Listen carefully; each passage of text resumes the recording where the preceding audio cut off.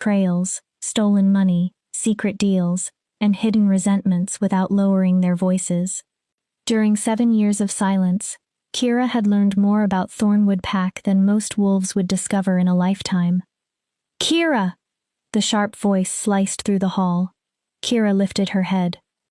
Luna Margot stood near the edge of the gathering, one perfectly manicured hand motioning impatiently for her to come closer. Margot was beautiful in the way a rose could be beautiful, elegant from a distance and dangerous once you reached for it. Kira hurried across the hall. She kept her eyes lowered, her shoulders slightly curved, and her movements small. Nothing about her was meant to attract attention. When she reached Margot, Kira dipped into a low curtsy. Margot deliberately slowed the movement of her lips, the way people did whenever they remembered Kira was supposedly dependent on lip reading. "Clean the kitchen.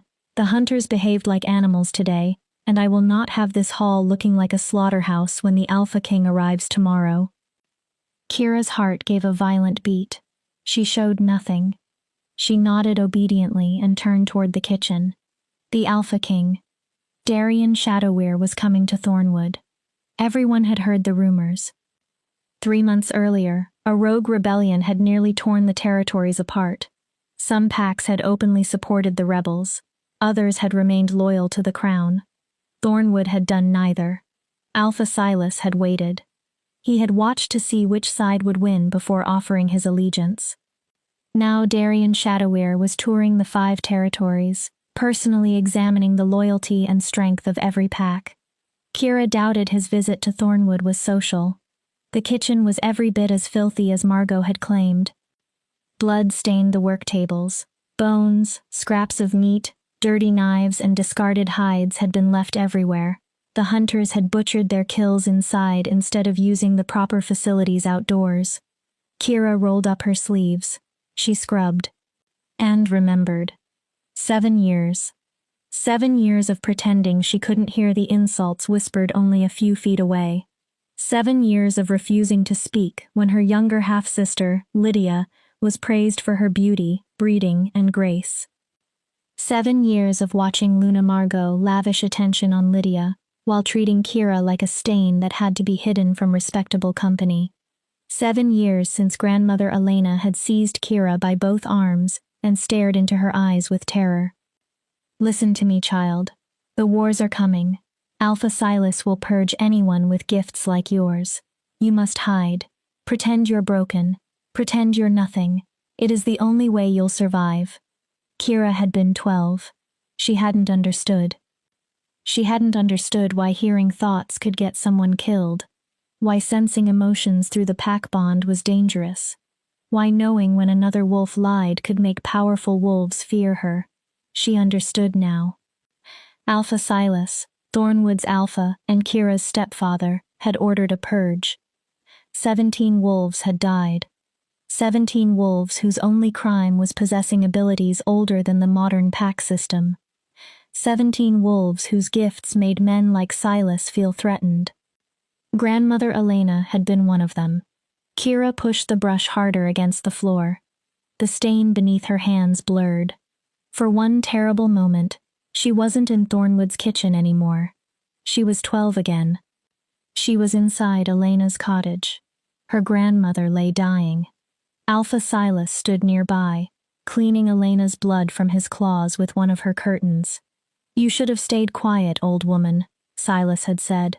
"You should have kept your gift to yourself." Then his cold eyes had moved toward Kira.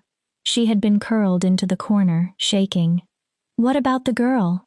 Margot had answered immediately. "Deaf and dumb since birth." Silas had looked at her. Margot continued.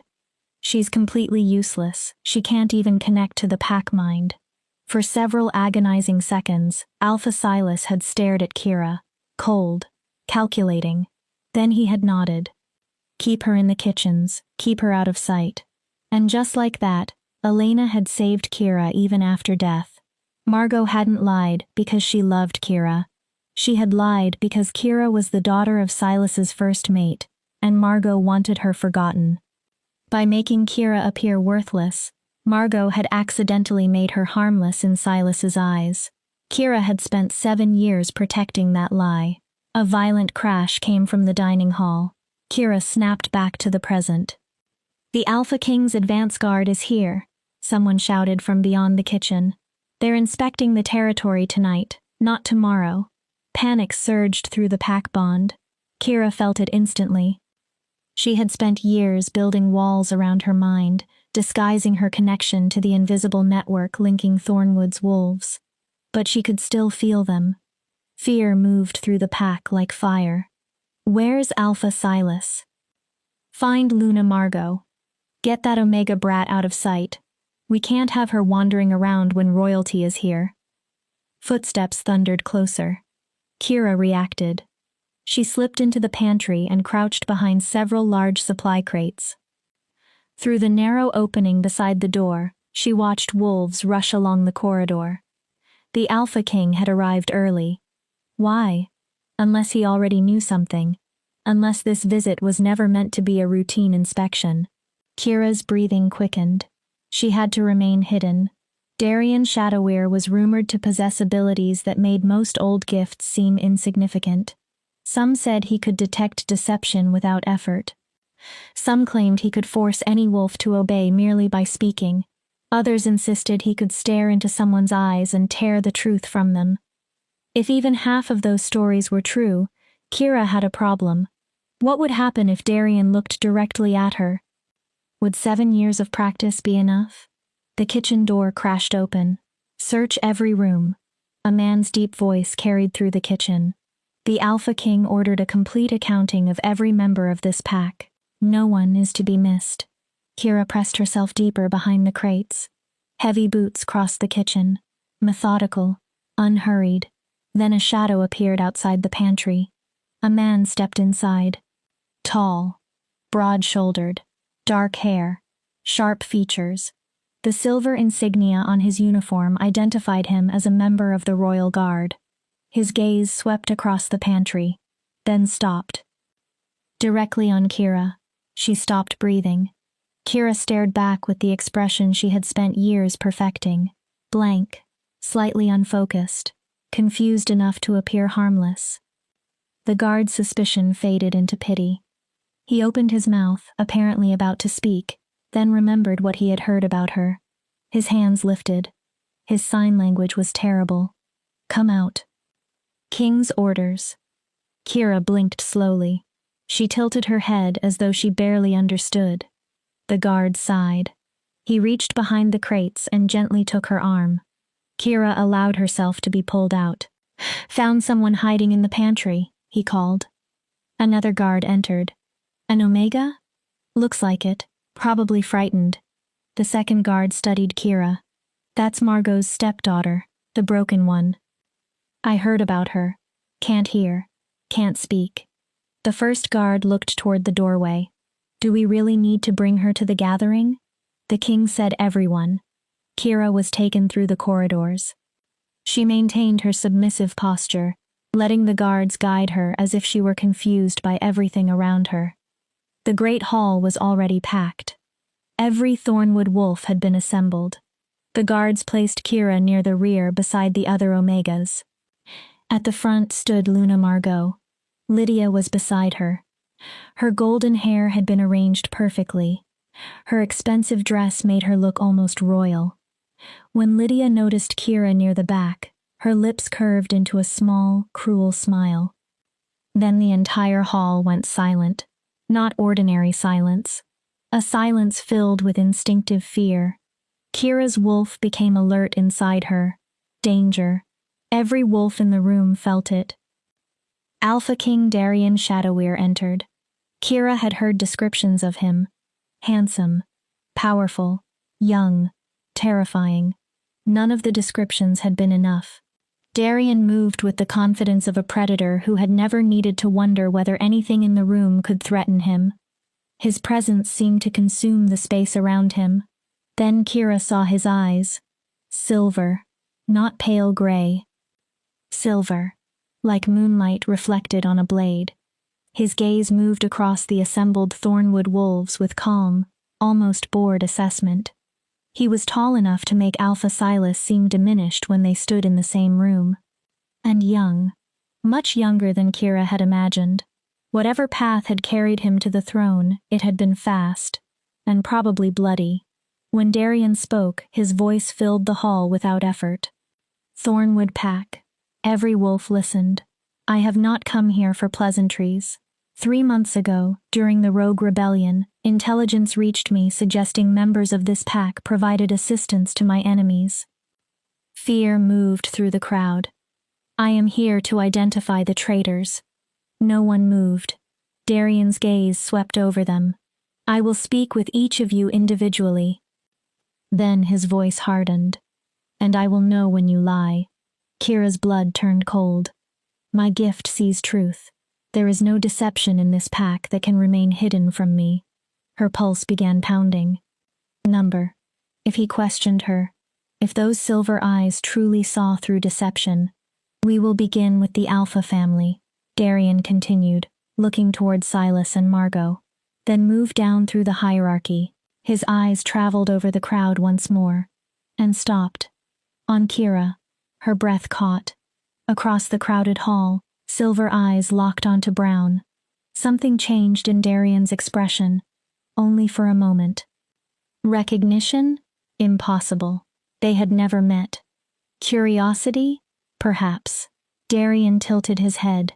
It was the subtle movement of a predator catching a scent that did not belong. Alpha Silas began speaking. Darian finally looked away.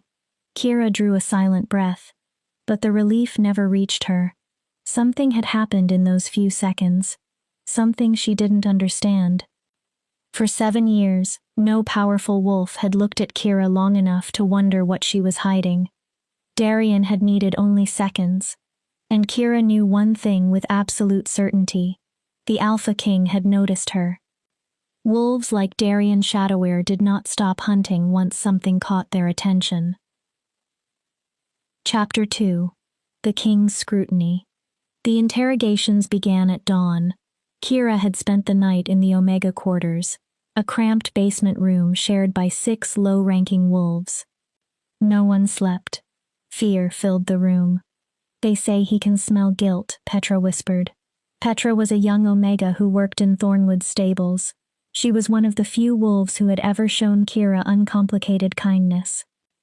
They say his eyes become black when he finds a traitor. Petra drew one finger across her throat. Another Omega spoke from the darkness. I heard he executed 30 wolves in Riverside Pack, made them stand in a line and killed them one at a time because they couldn't prove their loyalty. Kira lay on her narrow mattress, staring at the ceiling. Her thoughts refused to slow. 7 years. 7 years of perfecting one lie.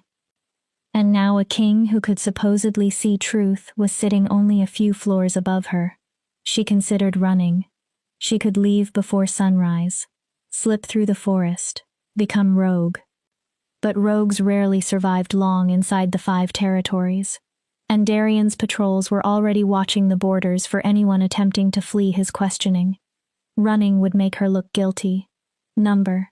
She had to remain. Maintain the illusion. Pray that whatever Darian's gift truly was, it could not penetrate 7 years of disciplined deception. The first summons came shortly after sunrise. A royal guard entered the Omega Quarters. Petra Millstone. The king wants you in the interrogation room. Petra turned white. Her terrified eyes met Kira's. Kira wanted to reassure her, to say something, anything, but the silent shadow did not speak.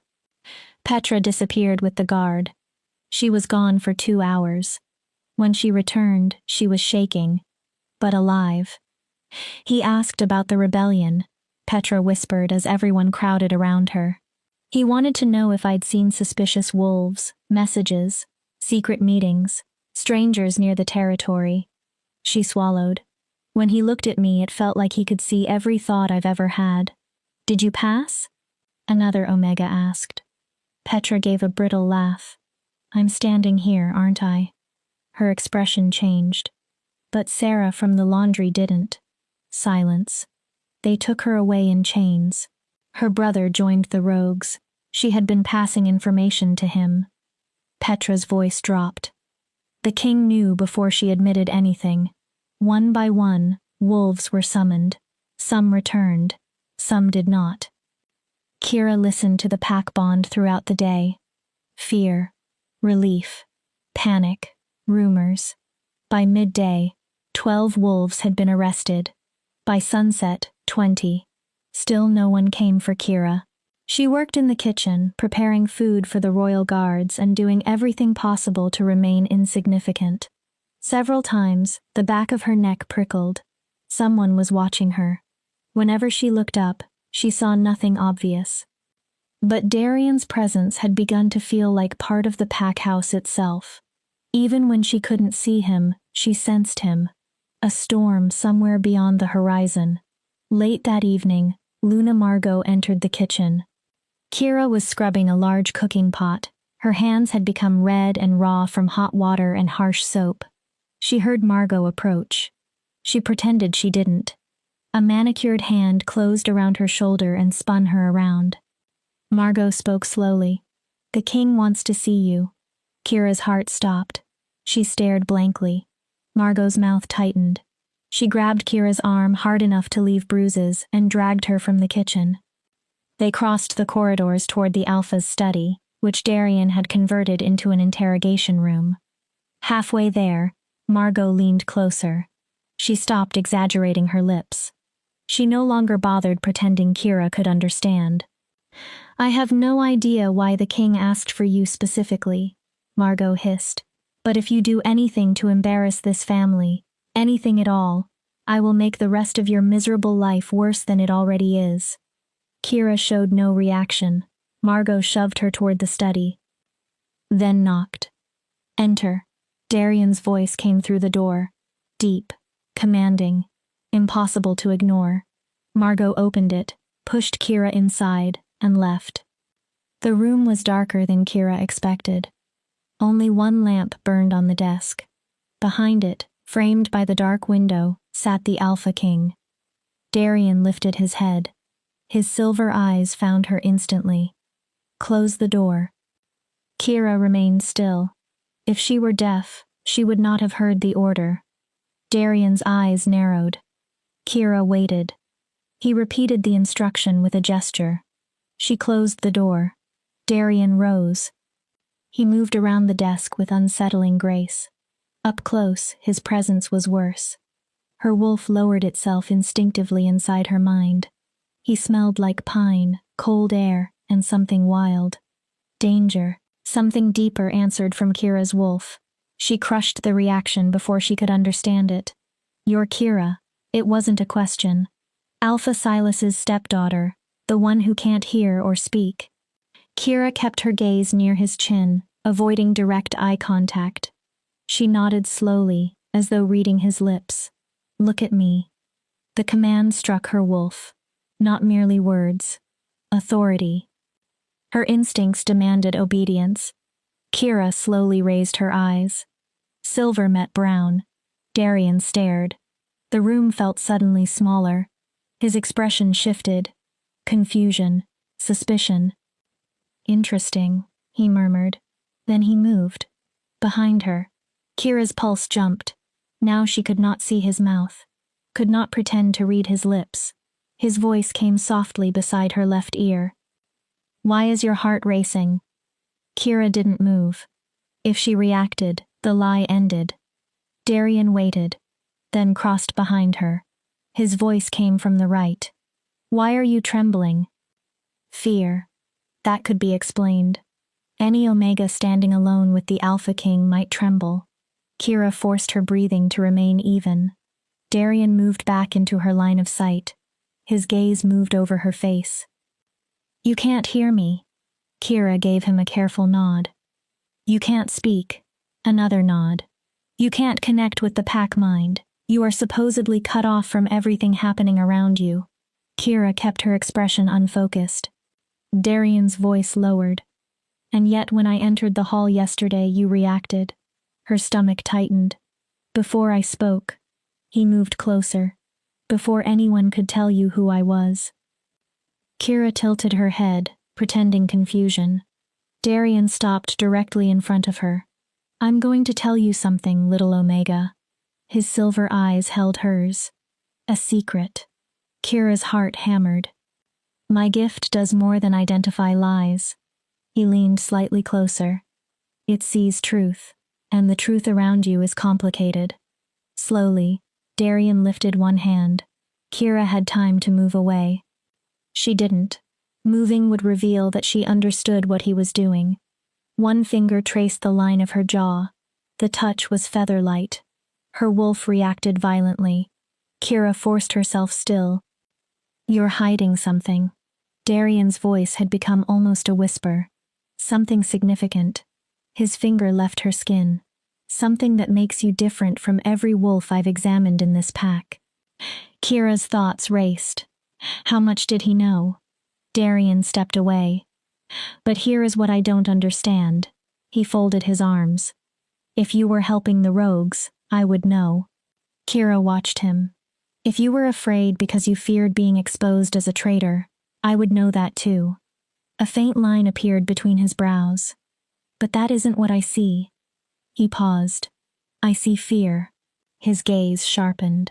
Real fear. Bone-deep fear. Another step closer. But not fear of being caught.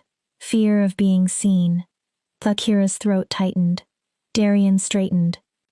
His voice returned to its cold, royal tone. You will remain near me while I am in Thornwood. Kira's eyes widened before she could prevent it. You'll assist my guards with whatever they require. She shook her head quickly. She pointed toward herself. Then toward the kitchen. No. She belonged there. Darian watched her attempts at communication. That was not a request. His voice hardened. Report to Commander Thorn at dawn. You are dismissed. He returned to the desk. Conversation over. Kira curtsied clumsily, then escaped. She didn't stop until she reached the Omega quarters. The instant the door closed behind her, Kira pressed her back to the wall. Her entire body shook. He knew. Not everything, but something. Darian knew she was hiding a truth. And instead of exposing her, he had ordered her to remain close, where he could watch, study, test. Kira? Petra looked up from across the room. Are you all right? You look like you saw a ghost.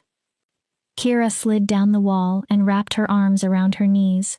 She couldn't answer, couldn't explain. Darian Shadowweir had not merely become suspicious of her lie. He had turned discovering it into a personal challenge. The next morning arrived far too quickly. Kira reported to Commander Thorn. Thorn was a stern man with gray at his temples and the focused eyes of someone who rarely missed details. You're the deaf one. He said it without cruelty. Then remembered she supposedly couldn't hear him. He began signing. Badly. You'll help organize supplies. He motioned for her to follow.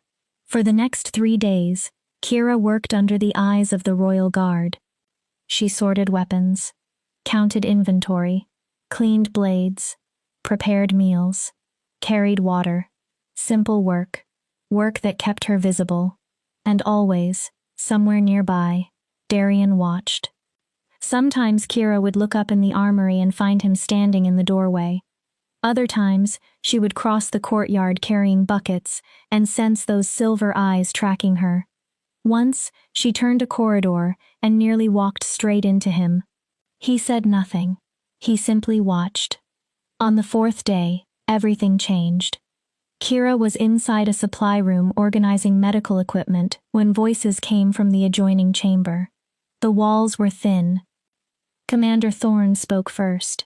Your Majesty, we identified another possible traitor.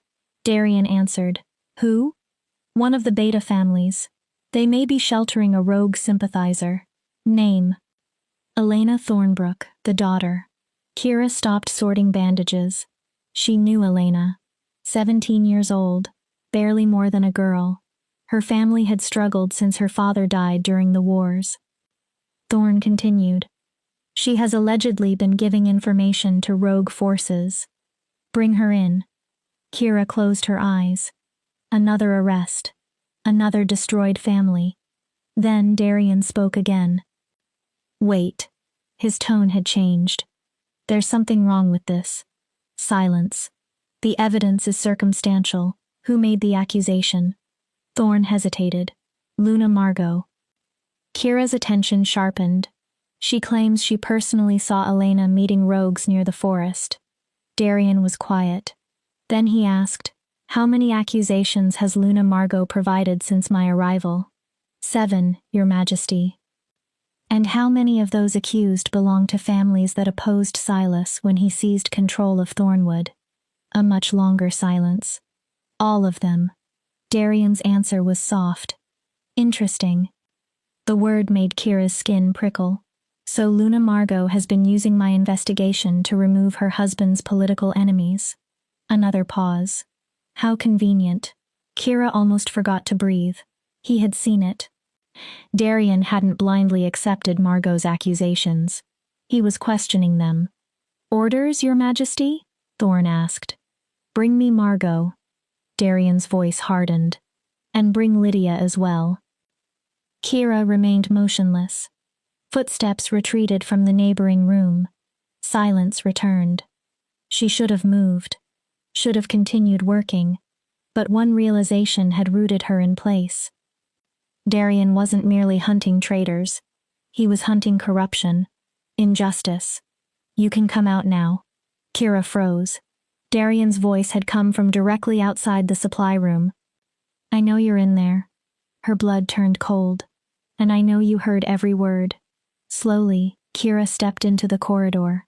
Darian stood there alone, arms crossed, expression unreadable. "Deaf, are you?" His voice was quiet. "Then how did you know I was speaking to you?" Kira's thoughts collided. There was no explanation, no gesture to blame, no lips she could claim she had read. Darian stepped closer. "I'm going to ask you one question." Silver eyes pinned her in place. "And this time, I want the truth." Kira felt his power pushing against her mind. "Can you hear me right now?" Her wolf submitted before Kira could fight the command. 7 years of silence. 7 years of swallowing words.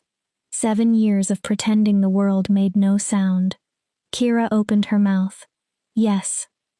The word was weak, rough from disuse, barely louder than a breath. But it existed. Darian's expression barely moved. Triumph flashed through his eyes. "Good." His voice became very quiet.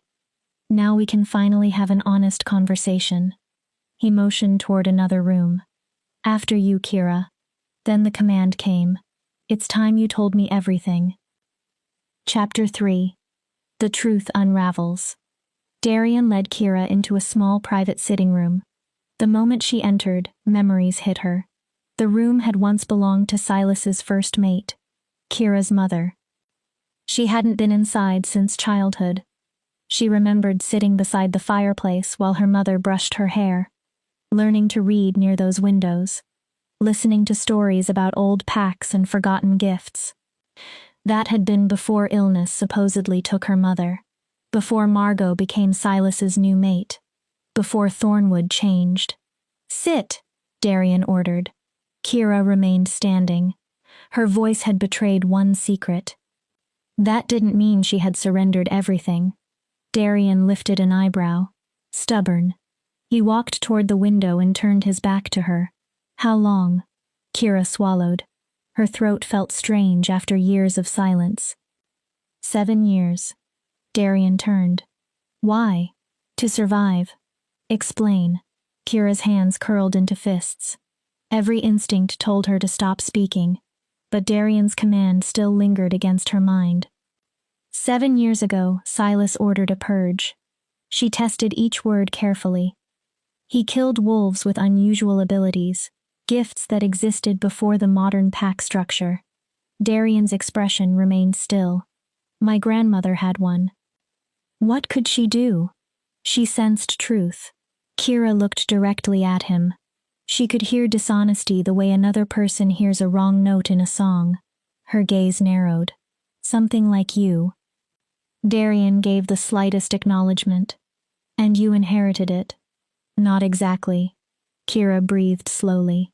"My gift is broader." She had hidden this truth for so long that saying it aloud felt dangerous. I can sense emotions through the pack bond, even when I'm shielding myself from it. Sometimes I can hear thoughts if someone projects them strongly enough. She paused.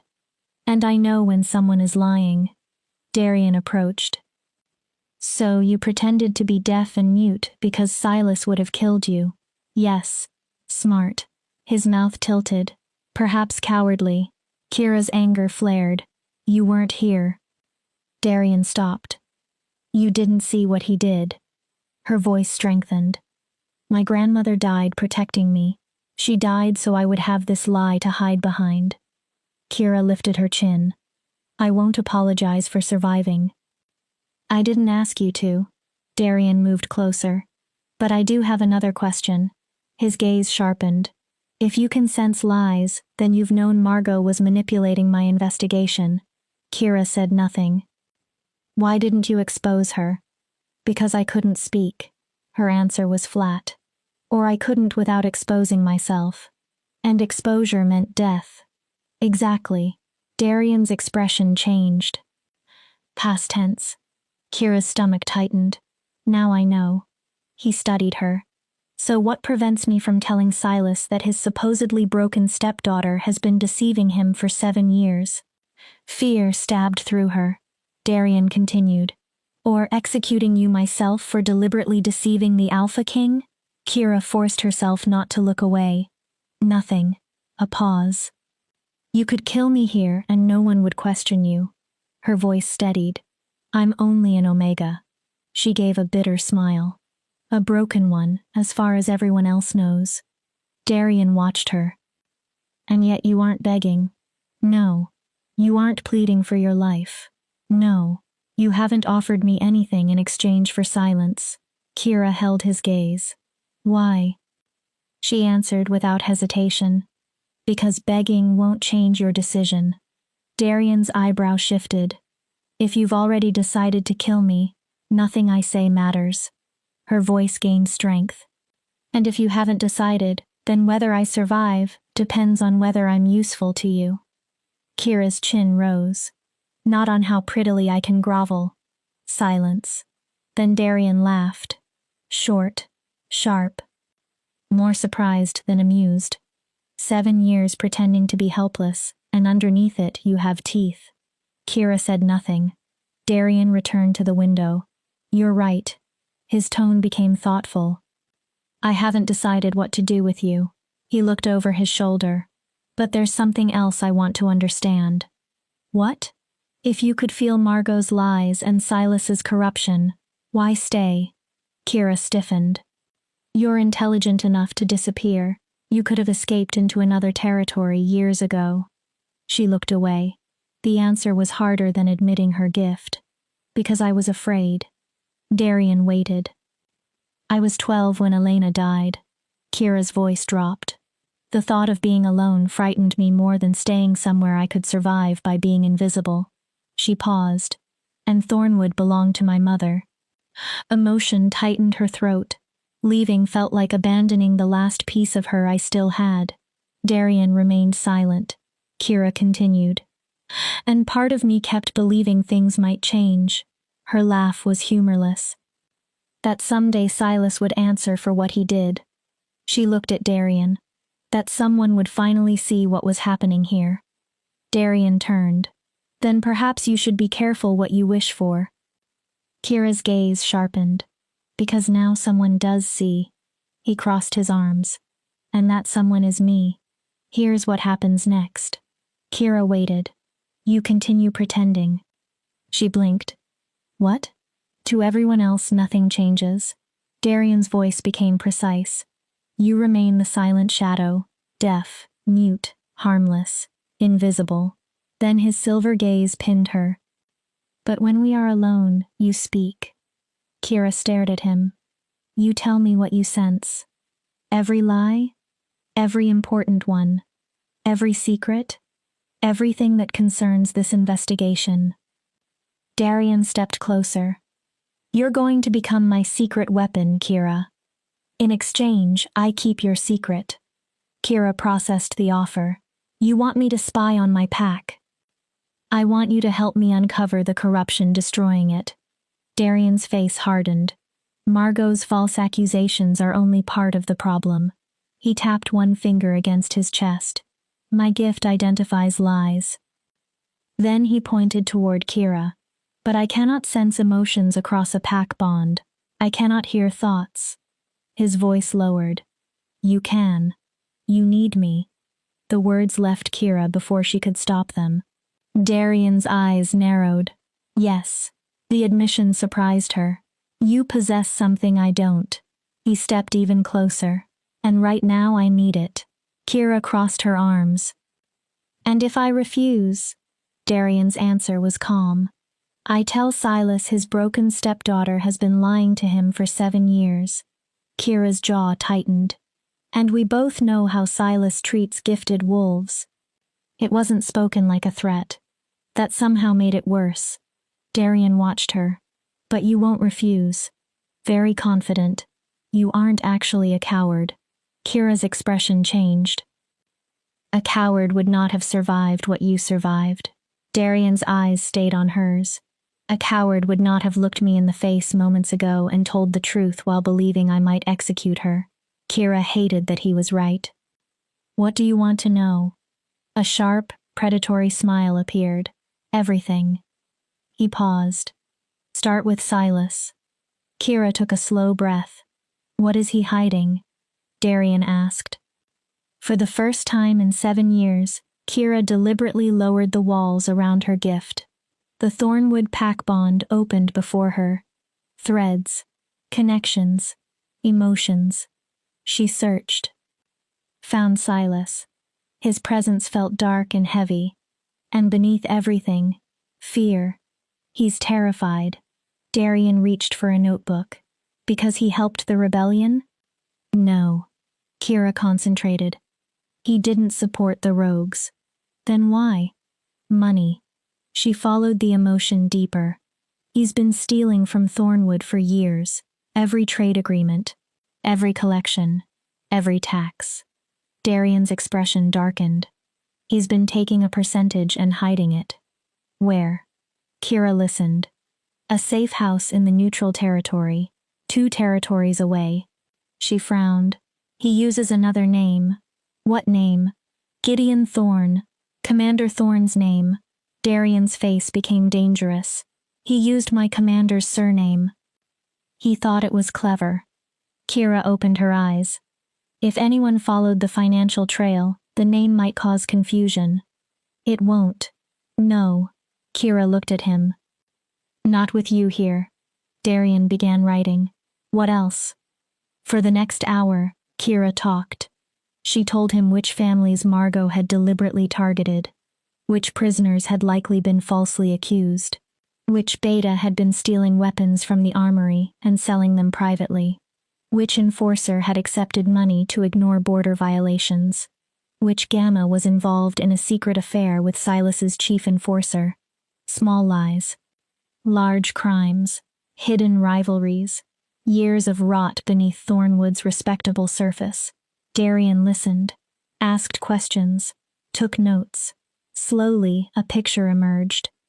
Thornwood wasn't simply disloyal. It was corrupted from its foundations. Finally, Darian closed the notebook halfway. Your stepmother. Kira looked up. What does Margot ultimately want? Kira hesitated. This truth felt more personal. She wants Lydia married into a stronger pack. Darian's mouth tightened. Stronger than Thornwood? Yes. Stronger than Silas? Yes. Kira swallowed. And since you arrived, Darian waited. She's been trying to attract your attention. His expression turned flat. By placing Lydia in my path every time I turn around. Kira almost smiled. You noticed. I would have to be blind not to. His lip curled. The girl is beautiful. Something uncomfortable moved in Kira's chest. Darian continued. But shallow, and her ambition smells desperate. The feeling vanished. He looked at Kira. Does Margot know about your gift? No. Nothing? She believes exactly what everyone believes. Kira's voice became cold. That I'm a burden she has to tolerate until I die or disappear. Good. Darian closed the notebook. Then she won't suspect you're working with me. Kira folded her arms. What now? Formal dinner tonight. Darian spoke like a commander preparing for battle. Thornwood's elite will all attend. I'll be serving. Exactly. He looked at her. And while you serve, you listen. How am I supposed to tell you anything? I can't exactly lean over and whisper while everyone is watching. Darian smiled slowly. You can write. He took a small piece of paper and pencil from the desk. Hide these. Kira accepted them. When you sense something important, write it down. Fold the note. He demonstrated with his fingers. Then when you refill my wine, leave it beside my plate. And you'll somehow collect it without anyone noticing? Darian looked mildly offended. I am capable of subtlety. Kira raised an eyebrow. This entire arrangement is dangerous. Yes. If Margot sees, she won't. Darian's tone was firm. You spent 7 years perfecting this role. He glanced over Kira's submissive clothing. Don't stop now. Darian moved toward the door. Then paused. One more thing. Kira looked at him. What? Something almost warm appeared in his silver eyes. Your grandmother would be proud. Kira went completely still. Darian continued. You're using the gift she died protecting to expose the wolves who killed her. His voice softened. There is something fitting about that. Emotion hit Kira with unexpected force. She looked away before he could see too much. Darian opened the door. His expression returned immediately to the cold mask of the Alpha King. Remember, he looked at her. Outside this room, you're still broken. Kira let her shoulders curl. Her expression emptied. Her eyes became unfocused. The transformation happened in seconds. Darian studied her. Impressive. Kira merely stared. Dismissed. She curtsied and left.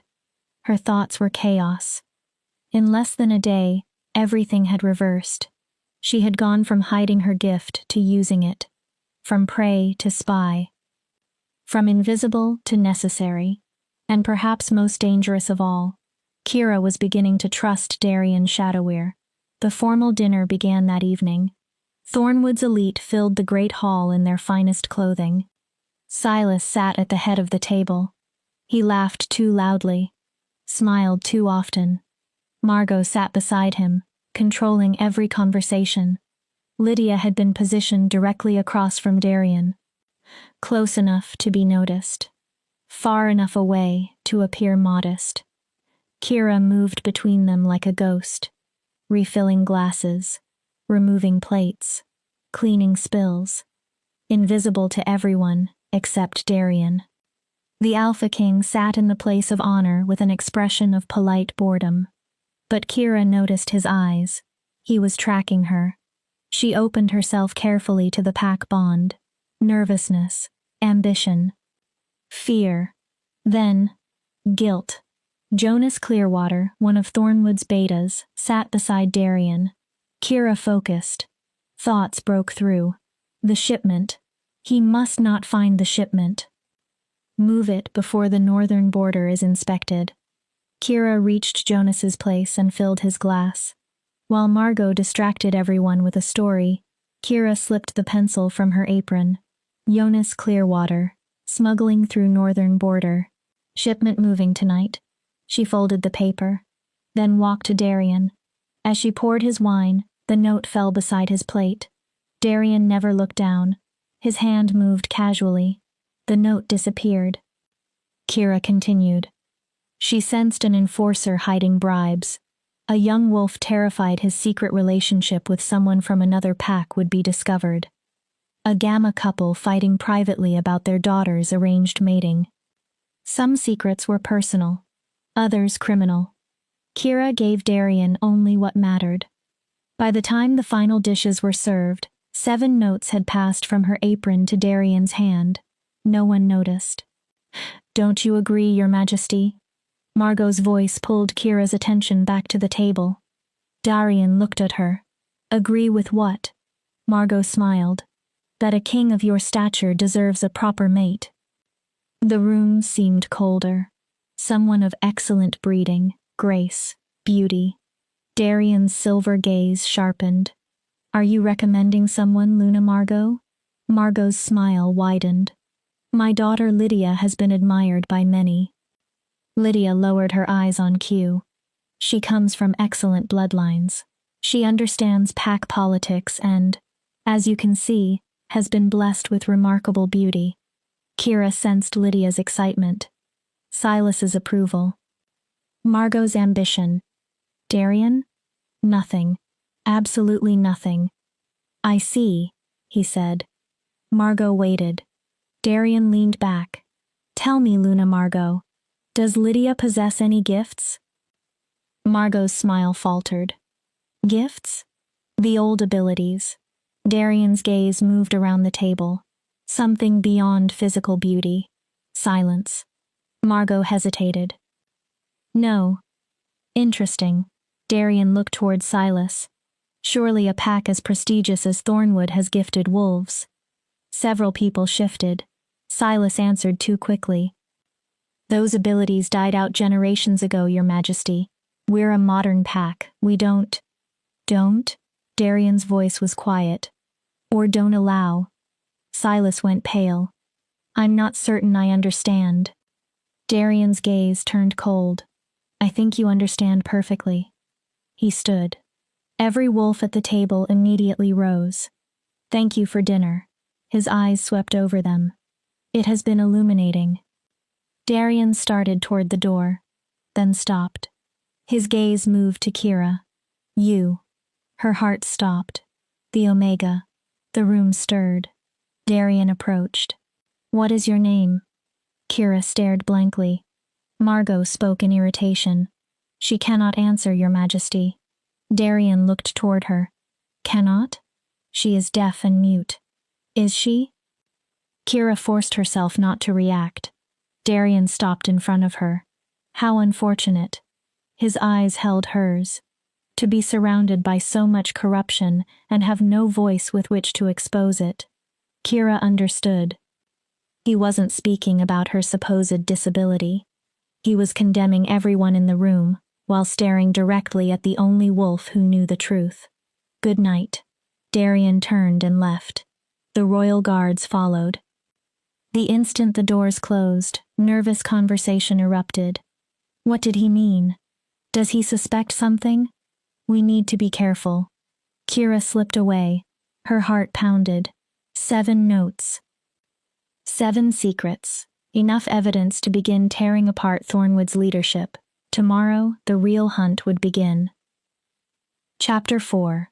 The hunter becomes the hunted. Kira barely slept. Every note she had passed to Darian could destroy someone's life.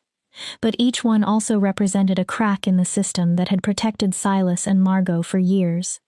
Kira had made herself valuable to the most powerful wolf in the territories. That should have felt safer. Instead, it frightened her. Useful weapons were protected while they were needed. Afterward, they became liabilities. Sometime deep in the night, boots moved through the corridors above the Omega quarters. Measured, organized. Royal guards. Then came shouting. Doors breaking. Screams. Petra sat upright. What's happening? Kira crossed to the narrow basement window. Torches moved through the courtyard. Royal guards dragged wolves from their homes.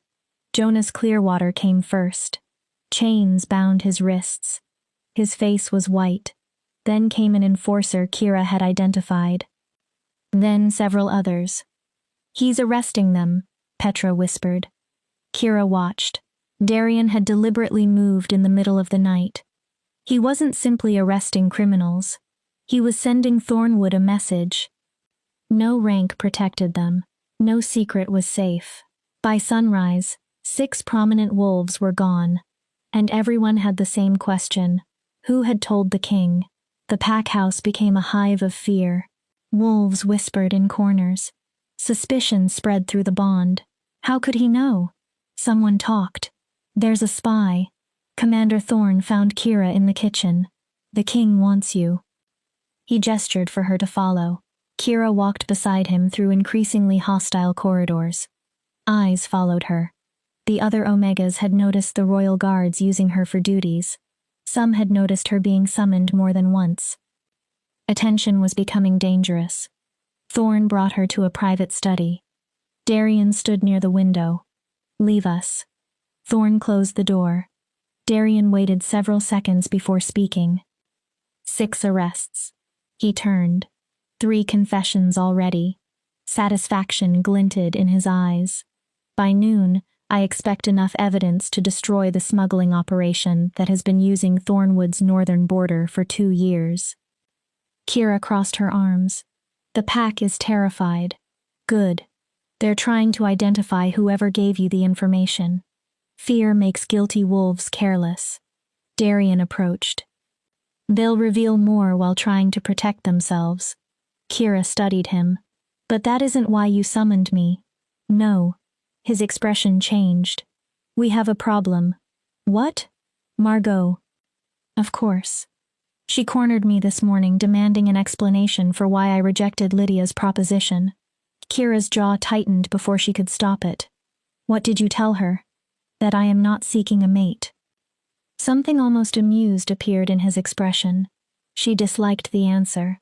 I'm shocked. She has also started asking questions about you. The humor vanished. Kira went still. What questions? Why the supposedly deaf Omega has suddenly been assigned near my guard. Cold dread settled into her stomach. She suspects. Not yet. Darian took out one of Kira's folded notes. But she will if we continue as we are. He put the paper on the desk. You need to become invisible again. How? Darian's expression became calculating. By making a mistake. Kira frowned. This afternoon Margot is hosting tea for Thornwood's elite females. Yes. You're serving. Kira waited. Darian spoke calmly. You're going to spill hot tea on Lydia. Kira stared. You want me to do what? You heard me. Are you insane? A faint smile crossed Darian's face. No. Then. Strategic. He leaned against the desk. You've become too competent, too reliable, too close to me. Darian gestured toward her. That makes people notice. Kira understood. But if I suddenly prove I'm just a clumsy, frightened Omega, then they stop seeing a spy. They see someone useless again. Exactly. Kira hated how logical it was. She had spent years avoiding mistakes because mistakes brought punishment. Now that perfection itself had become suspicious. Margot will punish me. Yes. Darian didn't soften the truth. She may have you whipped. Kira's stomach turned. She may lock you in the cellar afterward. And you expect me to volunteer for that? I'm asking whether you can endure it. Kira thought about Elena. 17 murdered wolves. Families falsely accused. 7 years without a voice. Yes. Her answer was quiet. I can endure it. Darian walked to the desk and opened a drawer. He removed a small vial.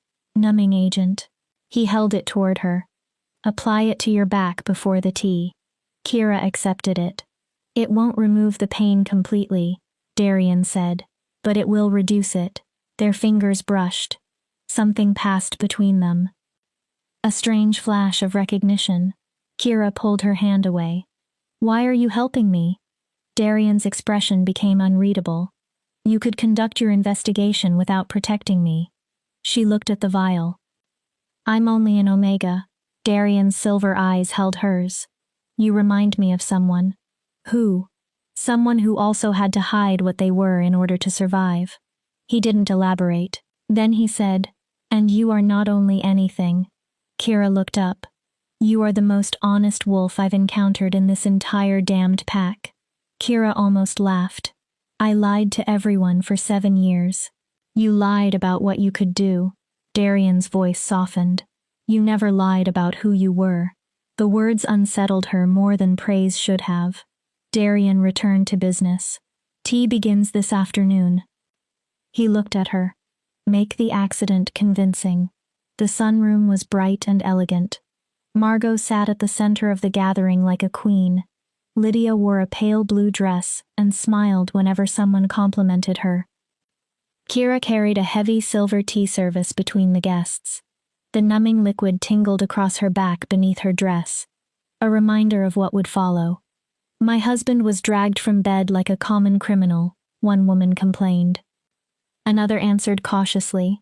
He was accused of smuggling. He is innocent. The first woman's voice became bitter. Someone is feeding the king lies. Kira poured tea without reacting. There's a traitor among us. Lydia spoke. I heard the Alpha King can read minds. Margot shook her head sharply. Nonsense. She looked around the room.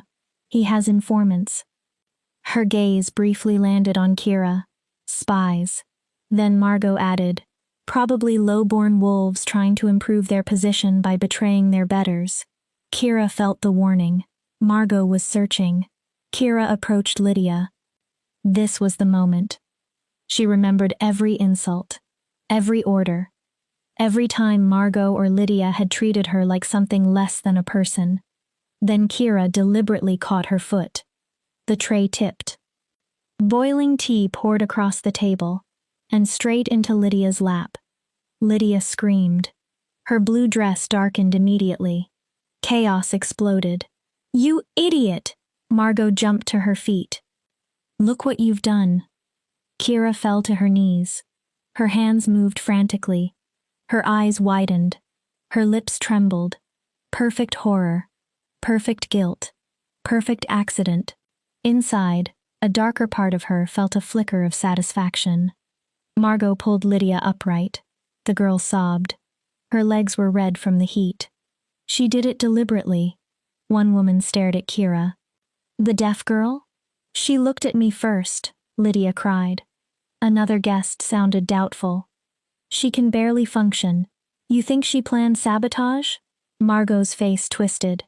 I don't care if she is deaf, blind, and stupid. She pointed toward the guard. Take her to the punishment yard. Kira's stomach dropped. 20 lashes. The room became silent. Then 3 days in the cellar. Margot looked down at Kira.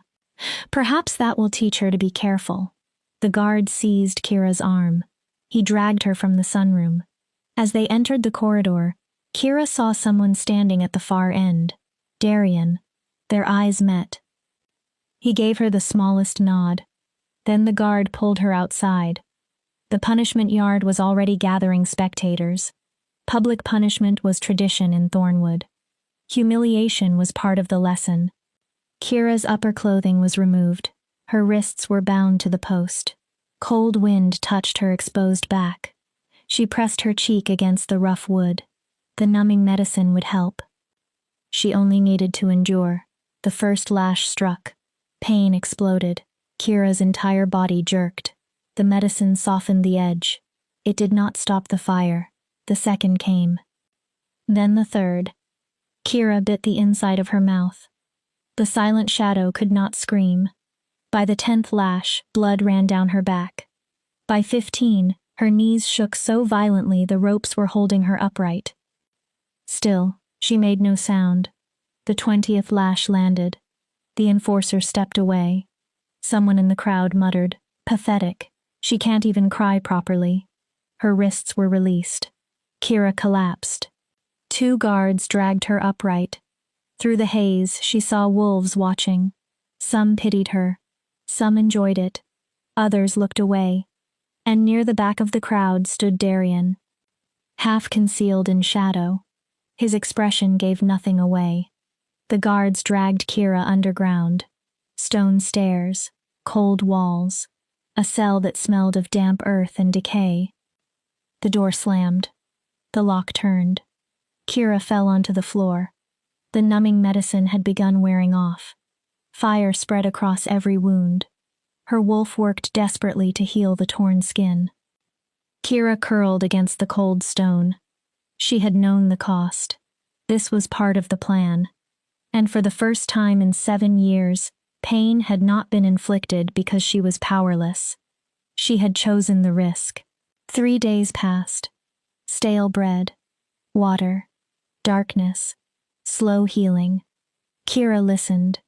The cellar was beneath the main pack house. Sound traveled through the stone.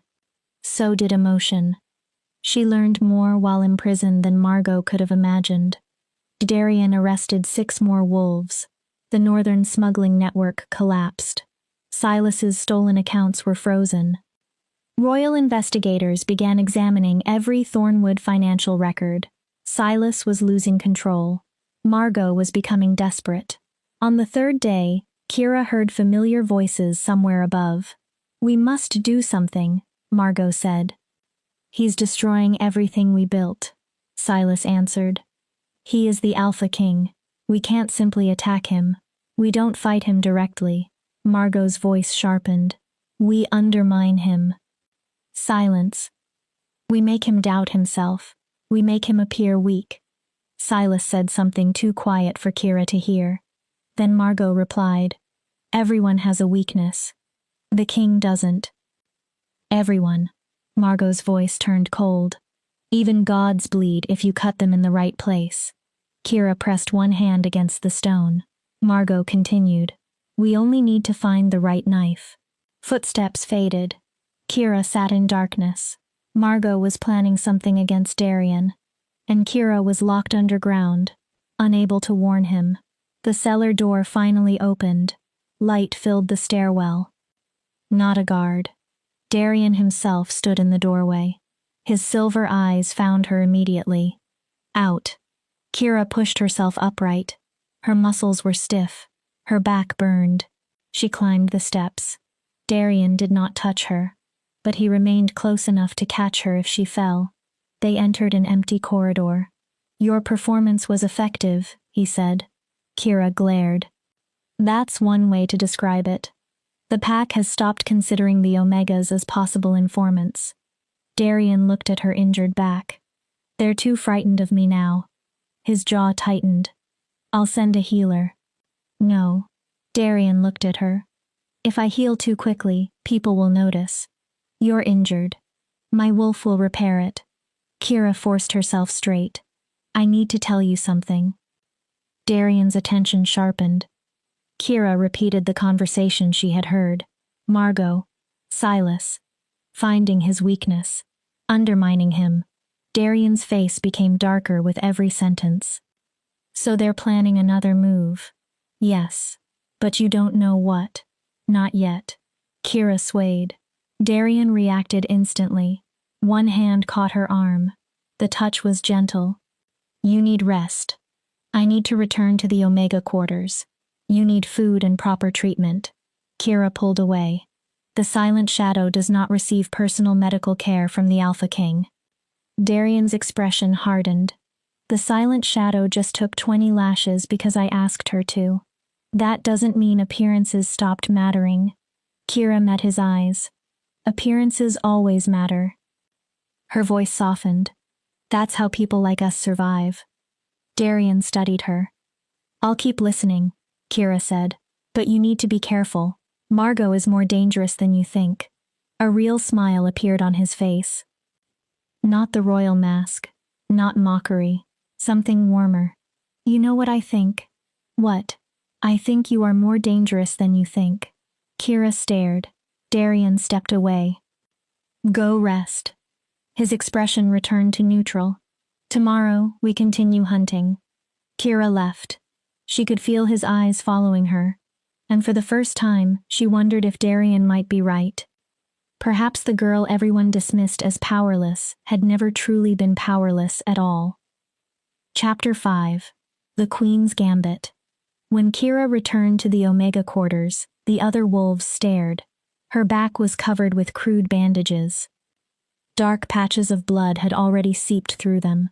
She moved stiffly. Petra rushed forward. "Kira!" She helped her onto the narrow mattress. "Are you all right?" Kira nodded. No words. Even here, she couldn't risk breaking character. Walls had ears. Fear made people careless. 20 lashes for spilling tea. One Omega muttered. Margot has always been cruel, but that was excessive. Another wolf shook her head. And the Alpha King just watched. Kira closed her eyes. They didn't understand. They believed Darien had allowed an innocent Omega to be tortured. Kira could not tell them the punishment had been part of the deception. The next morning she returned to work. Every movement hurt. Hauling water stretched the wounds. Scrubbing floors made her back burn. But pain sharpened her focus. And something inside the pack bond felt wrong. Not fear. There had been enough fear for days. This was anticipation. Excitement. Something new was coming. Kira was cleaning the main corridor when two beta wolves stopped nearby. The delegation arrives this afternoon. From Silverbrook? Yes. What do they want? Officially, an alliance.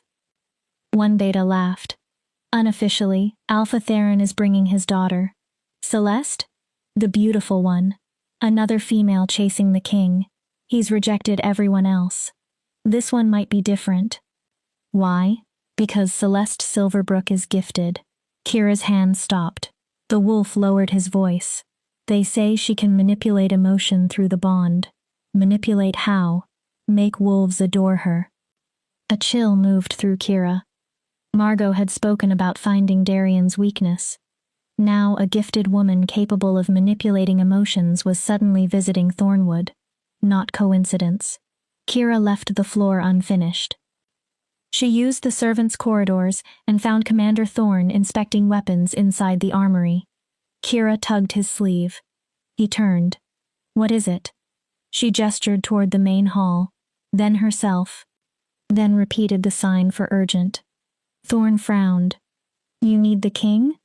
Kira nodded hard. He is preparing for the Silverbrook delegation. She gestured again. Emergency? Kira nodded. Thorne sighed. Fine, come. He escorted her to Darien's temporary study. Two royal advisors were inside. Darien looked up the moment Kira entered. Commander? The Omega insists it's urgent. Darien's gaze sharpened. Leave us. The advisors exchanged glances. Then everyone left. The instant the door shut, Kira spoke. Silverbrook is bringing Celeste. Darien looked unimpressed. I'm aware. She has a gift.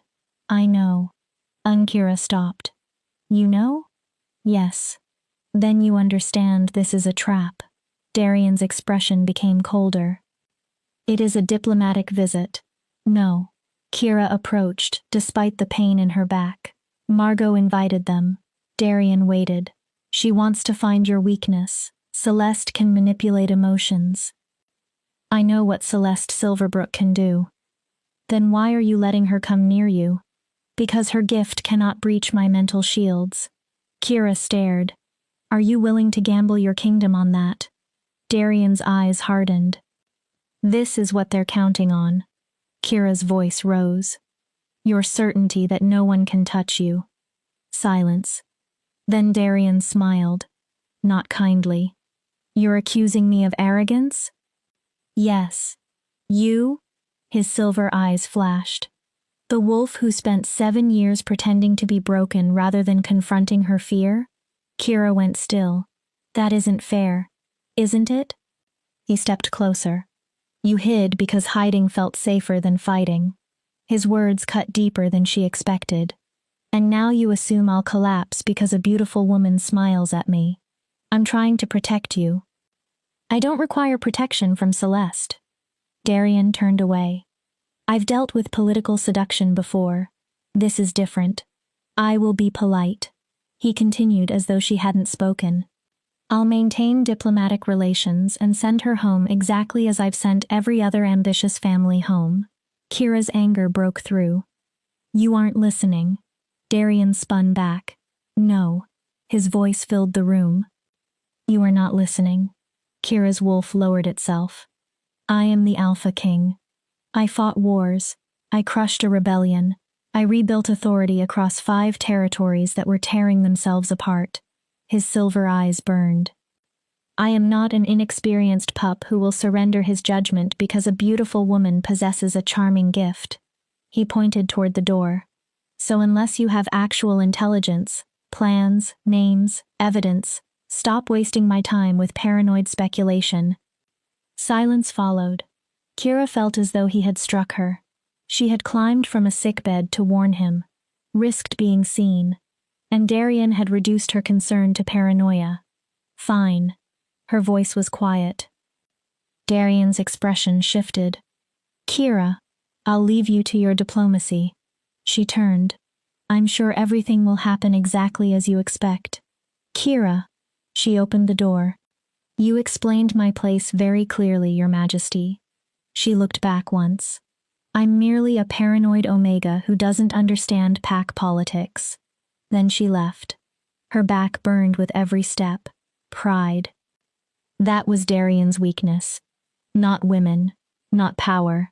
Pride. The Silverbrook delegation arrived near sunset. Kira watched from the shadows near the kitchen entrance. Alpha Theron came first. Broad, silver-haired, calculating. 20 warriors followed, 10 advisors, and in the center walked Celeste. Kira understood immediately why wolves talked about her. Celeste was breathtaking. Golden hair, sky-blue eyes, perfect posture. But her beauty wasn't the true danger. Something invisible radiated from her. A pull. Even from a distance, Kira felt a subtle voice pressing against her mind. Look at her. Admire her. Trust her. Kira slammed her mental barriers into place. The pressure faded. Her stomach tightened. If Celeste could produce that effect from across a courtyard without concentrating, what would happen when she focused directly on Darian? Margot entered the courtyard smiling warmly. Alpha Theron. Lady Celeste, welcome to Thornwood. Theron bowed. The honor is ours. His voice was smooth. We've heard fascinating reports regarding the Alpha King's investigation. Silverbrook wished to demonstrate its support. Kira heard the unspoken truth. We want to know whether Darian survives politically. They moved inside. Kira used the servants' passages to reach the great hall. Darian waited at the center of the reception, controlled, regal, remote. Celeste approached and curtsied. Your Majesty. Her voice was warm. I've heard so much about your reforms. Darian's expression remained neutral. People say many things. Celeste smiled. Not all true, I assume. Very few entirely true. I would love to hear your plans directly. She tilted her head. Perhaps we could speak privately later. I have ideas regarding relations between Silverbrook and the Crown. Smooth. Perfectly reasonable. A flawless excuse to isolate him. Margot looked pleased. Darian hesitated. Barely a fraction of a second. But Kira noticed. Of course. Her stomach sank. Commander Thorne can arrange a meeting after dinner. Celeste's smile deepened. I look forward to it. Throughout the reception, Celeste moved from wolf to wolf. A touch on an arm. A laugh. Perfect eye contact. Every wolf she spoke with became brighter, more eager, more interested in pleasing her. Her gift wasn't force. It was suggestion. A whisper inside emotion. Kira watched Darian. Powerful or not, he was still a wolf. Dinner was elaborate. Celeste sat beside Darian. Kira served with the other Omegas. Celeste focused almost entirely on him. She asked intelligent questions. She listened attentively. She laughed when appropriate. She understood politics. She presented herself not merely as beautiful, but useful. And slowly, Kira saw Darian change. His posture relaxed. His responses grew longer. Then he smiled. A genuine smile. At Celeste, Kira's chest tightened. Through the pack bond she could feel Celeste working. Threads of attraction, admiration, comfort. Tiny emotional suggestions wrapping around Darian. He didn't appear to notice. Or perhaps he noticed and liked it. Perhaps Kira had misjudged him. Perhaps the king who had seemed impossible to manipulate was still only another powerful man susceptible to the right woman. More wine, Your Majesty? Celeste's voice was almost intimate. Thank you. Darian sounded warm. Kira's hand trembled as she filled another guest's glass. Celeste rested her fingers lightly on Darian's arm. It's refreshing to meet someone who understands leadership. Darian looked at her. So few people understand what carrying responsibility for thousands of wolves actually means, Celeste continued. It can be isolating, Darian admitted. Kira's attention sharpened. Power creates distance. His voice was thoughtful. They see the crown before they see the wolf wearing it. Celeste's expression softened. I understand. She lowered her voice. Everyone sees my gift and assumes I'm fortunate. Her smile became sad. They don't understand how lonely it is to wonder whether someone genuinely likes you or merely likes how you make them feel. Darian's face softened. That sounds difficult. It is. Celeste leaned slightly closer. But you understand loneliness too. Darian said nothing. You make decisions alone. Her fingers remained against his arm. You carry the kingdom alone. She smiled gently. You don't have to. Kira looked toward Margot. Triumph. There it was. Darian's weakness. Not lust. Loneliness. Something no sword or army could defend against. Celeste continued. A partner could share that burden. Darian watched her. Someone who sees you rather than your title. Kira's stomach twisted. Perhaps we should have our private meeting now, Celeste suggested. Darian nodded. Commander Thorn. Thorn appeared. Take us to the West Study. Kira watched them leave. Anger told her to let Darian suffer the consequences. She had warned him. He had mocked her. If Celeste manipulated him now, that was his problem. But Kira knew she couldn't walk away. Somewhere during the investigation, she had started caring about whether Darian succeeded, about whether Darian was safe. That frightened her more than Celeste's gift. Kira waited, then entered the servants' passages. The West Study had a hidden listening gap used by servants waiting for instructions. Kira pressed close to it. Celeste's voice came through. What you accomplished is remarkable, Darian answered. Necessary. Taking 5 fractured territories and uniting them required more than strength. Celeste sounded admiring. It required vision. They were destroying one another. Darian's voice was calm. Someone had to stop it. And that someone was you. A pause. May I ask something personal? You may ask. Do you ever regret taking the crown? Silence. You could have lived differently, Celeste continued. A mate, a family, peace. Darian did not answer immediately. Then, sometimes. Kira's chest tightened. Late at night, when the decisions become heavy, I wonder what ordinary life would feel like. You could never be ordinary, Darian. She used his name. Deliberately. But you could have balance. Celeste continued softly. Someone who understands power, responsibility, gifts. Darian's answer was dry. Someone like you? Someone like me? Celeste didn't hesitate. I won't pretend politics aren't involved. Mating alliances have existed since the earliest pacts. Her voice softened. But calculation doesn't prevent sincerity. You've known me for 3 hours. I'm asking you to consider possibilities. Celeste pressed. Consider what Silverbrook's loyalty could do for your kingdom. A pause. Consider not being alone. Kira moved closer to the gap.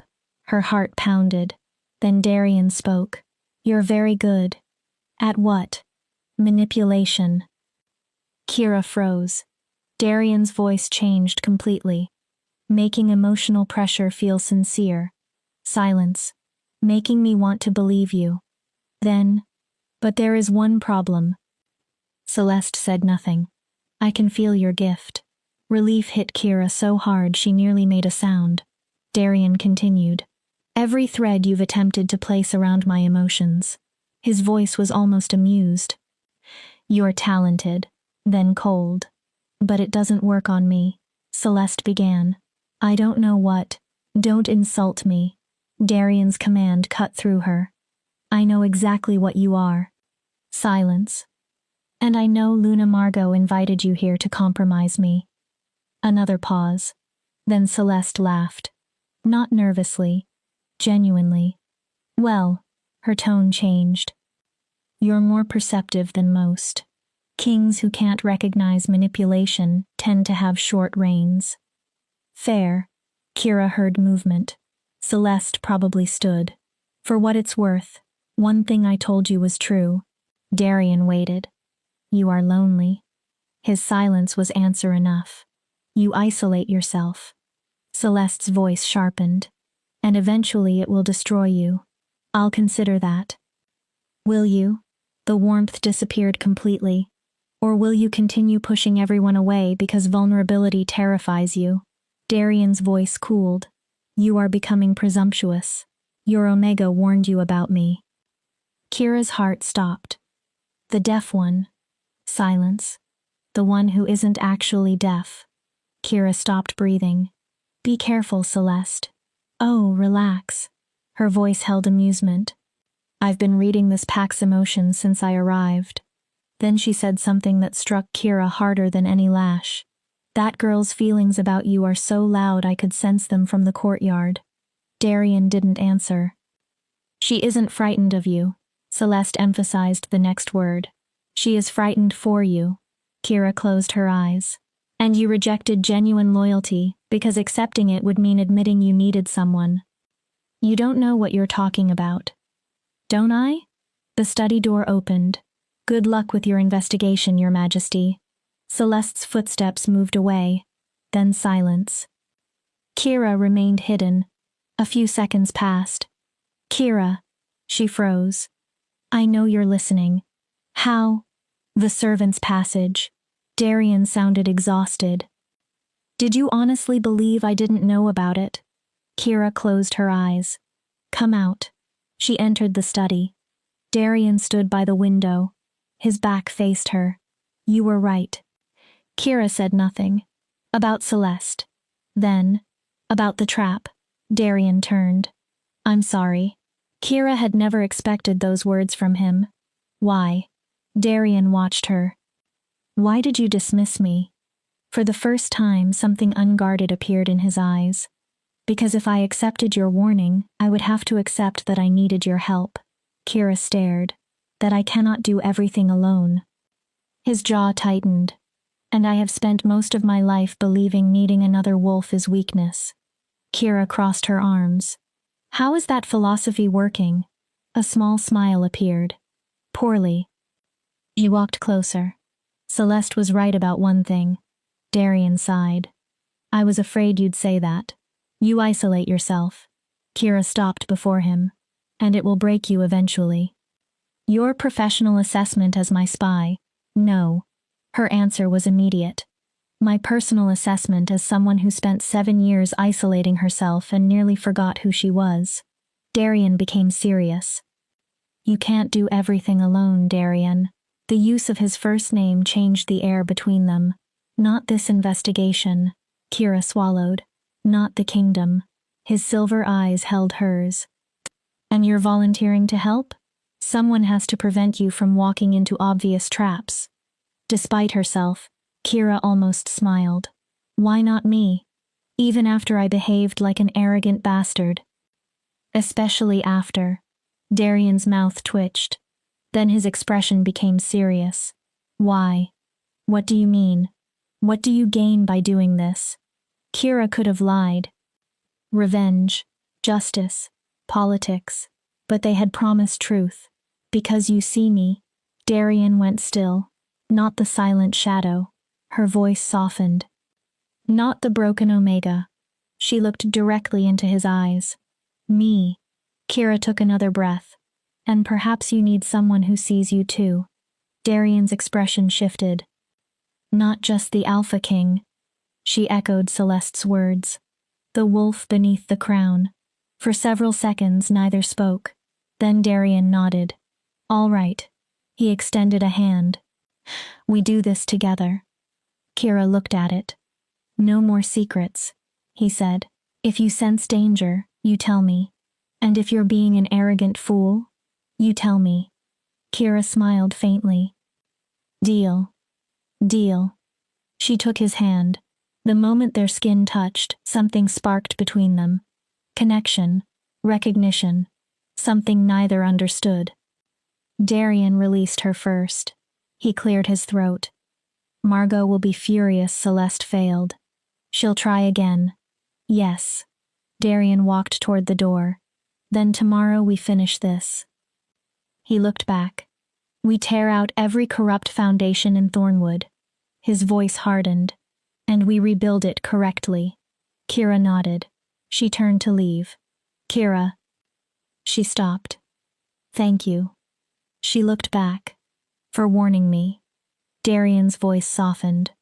For caring. Kira's chest tightened. Don't make me regret it. Then she left. Because she had discovered something potentially more dangerous than Silas, Margot, or any traitor. She had started caring about the wolf hunting beside her. And that created a weakness no mental shield could fully protect. Chapter 6. Blood and Betrayal. Retaliation came at dawn. Kira woke to screams. She jumped from bed, ignoring the pain in her healing back. Petra sat up. What's happening? Kira was already moving. She entered the servants' passages and followed the chaos toward the courtyard. What she found stopped her cold. 3 bodies hung from the main gates. 3 servants. Kira recognized all of them. They had been friendly toward Darian's guards. Their throats had been cut.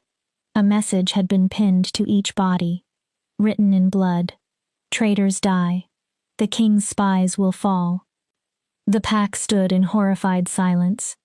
Darian was at the center of the courtyard. His face looked carved from stone. Silver eyes burned. Who did this? His voice carried across everyone. Who murdered these wolves? No answer. Kira opened herself to the bond. Horror. Fear. Shock. But beneath it, satisfaction. She searched. Found 4 emotional signatures. 2 enforcers. A beta. And Margot. The beta's thoughts came through strongly. For the Luna. For our pack. For the old ways. Kira's stomach turned. Margot hadn't held the knives, but she had ordered the murders. Commander Thorn. Darian's voice was deadly calm. Lock down Thornwood. Thorn stepped forward. No wolf enters or leaves until I identify who did this. Silas approached. Your Majesty, surely this could have been rogues. Darian slowly turned toward him. Don't. Silas stopped. Do not insult my intelligence. Darian gestured toward the bodies. These wolves died inside your walls. His voice rose.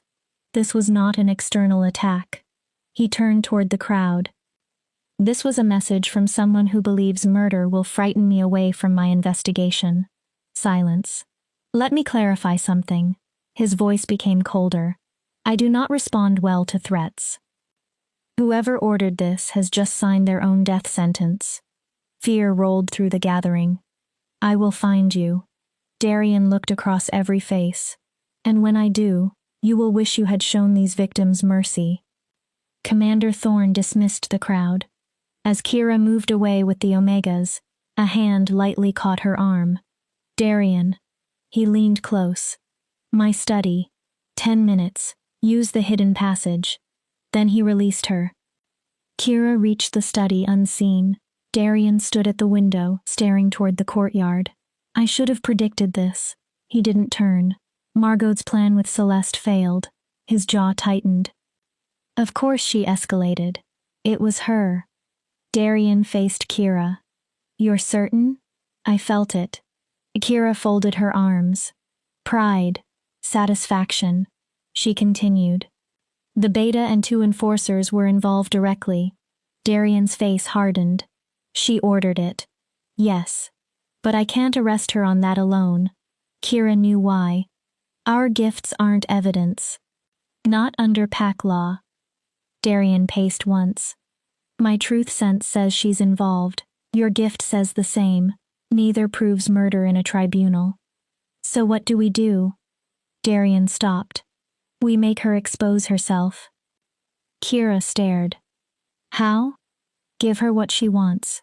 A victory? The appearance of one. Darian's eyes became calculating. Tonight I'll address Thornwood. He explained the plan. He would appear shaken by the murders, question his own methods, lift restrictions, suggest he had been too aggressive. And me? You'll stand where Margot can see you. Kira frowned. Afraid. I am afraid of her. Good. Darian didn't mock it. Use it. He came closer. Let Margot believe she broke you. And once she believes she's winning, she becomes arrogant. Darian's mouth hardened. Arrogant wolves make mistakes. Kira understood. I'm bait again. Yes. At least he admitted it. Darian studied her. I know what I'm asking. Thera thought about the 3 bodies outside. All right. Something like respect moved across Darian's face. You are braver than you think. Or more foolish. Possibly both. Then his expression changed. If this goes wrong, you run. Kira looked at him. I mean it. Darian's voice became firm. You do not stay to be heroic. You leave Thornwood and keep running. Understood. She lied. Both of them knew it. The Pack Council gathered that evening. Every Thornwood wolf was ordered into the hall. Kira stood near the rear with the Omegas. Margot watched her. Kira let her hands tremble. Let fear show. Darian entered. He looked different. Tense. Tired. Almost uncertain. Members of Thornwood. His voice lacked its usual hard edge. This morning 3 innocent wolves were murdered. Murmurs spread. They committed no crime other than performing their duties. Darian paused. I came here intending to remove corruption. He let doubt enter his voice. But I am beginning to question whether my methods have caused more harm than good. Kira felt the room shift. Confusion. Surprise. And from Margot. Triumph. Silas stood. Your Majesty, perhaps easing some restrictions would help the pack recover. Darian nodded slowly. Perhaps. Silas pressed. Some prisoners charged with lesser crimes could be released. I'll consider it. Margot's satisfaction strengthened. For now, Darian said, the lockdown is lifted. He looked around the hall. But further violence will not be tolerated. Then, almost pleading, whoever committed these murders should surrender and face justice voluntarily. Weakness. Exactly what Margot wanted to hear. The meeting ended. Kira started toward the kitchen. Kira. Margot. Kira turned. Margot approached with Lydia beside her. Her lips moved slowly. I hope you aren't planning any more accidents. Kira stared. After this morning, I think everyone understands what happens to servants who forget their place. Kira let herself tremble. Margot smiled. Good girl. She waved dismissively. Go clean the kitchens. Kira hurried away. The performance had worked. Now they waited. The next move came near midnight. Kira lay pretending to sleep when she sensed unusual movement through the bond. Several wolves. Focused. Secretive. She slipped into the servants' passages and followed. The emotions led beneath the house. A storage chamber. Kira peered through a narrow opening. Margot stood inside. 4 wolves surrounded her. The same emotional signatures Kira had felt after the murders. On the table, vials, dozens, filled with dark liquid. Deliver them before dawn, Margot ordered. 1 vial into every major water supply used by the royal guards. Kira's blood chilled. By morning, half of them will be unable to stand. Poison. One wolf asked, and the king? Margot picked up another vial. His receives something stronger. Enough to kill him? No. Her smile was cold. Death would invite too many questions. She turned the bottle. Enough to weaken him. Another wolf asked what happened afterward. Once Darian is vulnerable, Alpha Silas challenges his authority over Thornwood. Margot's eyes glittered. The council is already frightened of the king's methods. She continued. They will vote to remove his investigative power over this pack. And if the king refuses? Margot smiled. Then there will be a tragic attack. Kira stopped breathing. A rogue assault while he is weakened. Margot set the vial down. Either way, by tomorrow night, Darian Shadowweir's control over Thornwood ends. Kira had to warn him. She began backing away. A hand clamped over her mouth. Another arm wrapped around her waist. Kira was lifted from the floor.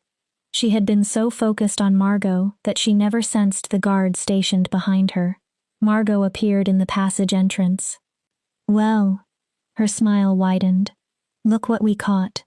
Kira was dragged into the storage room, thrown onto the floor. Margot stood above her. I knew it.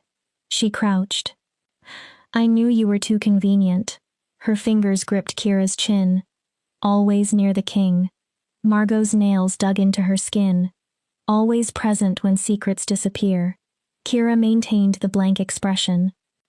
Margot leaned closer. You can hear me. Kira's heart stopped. You always could. She said nothing. Stop acting. Margot shook her.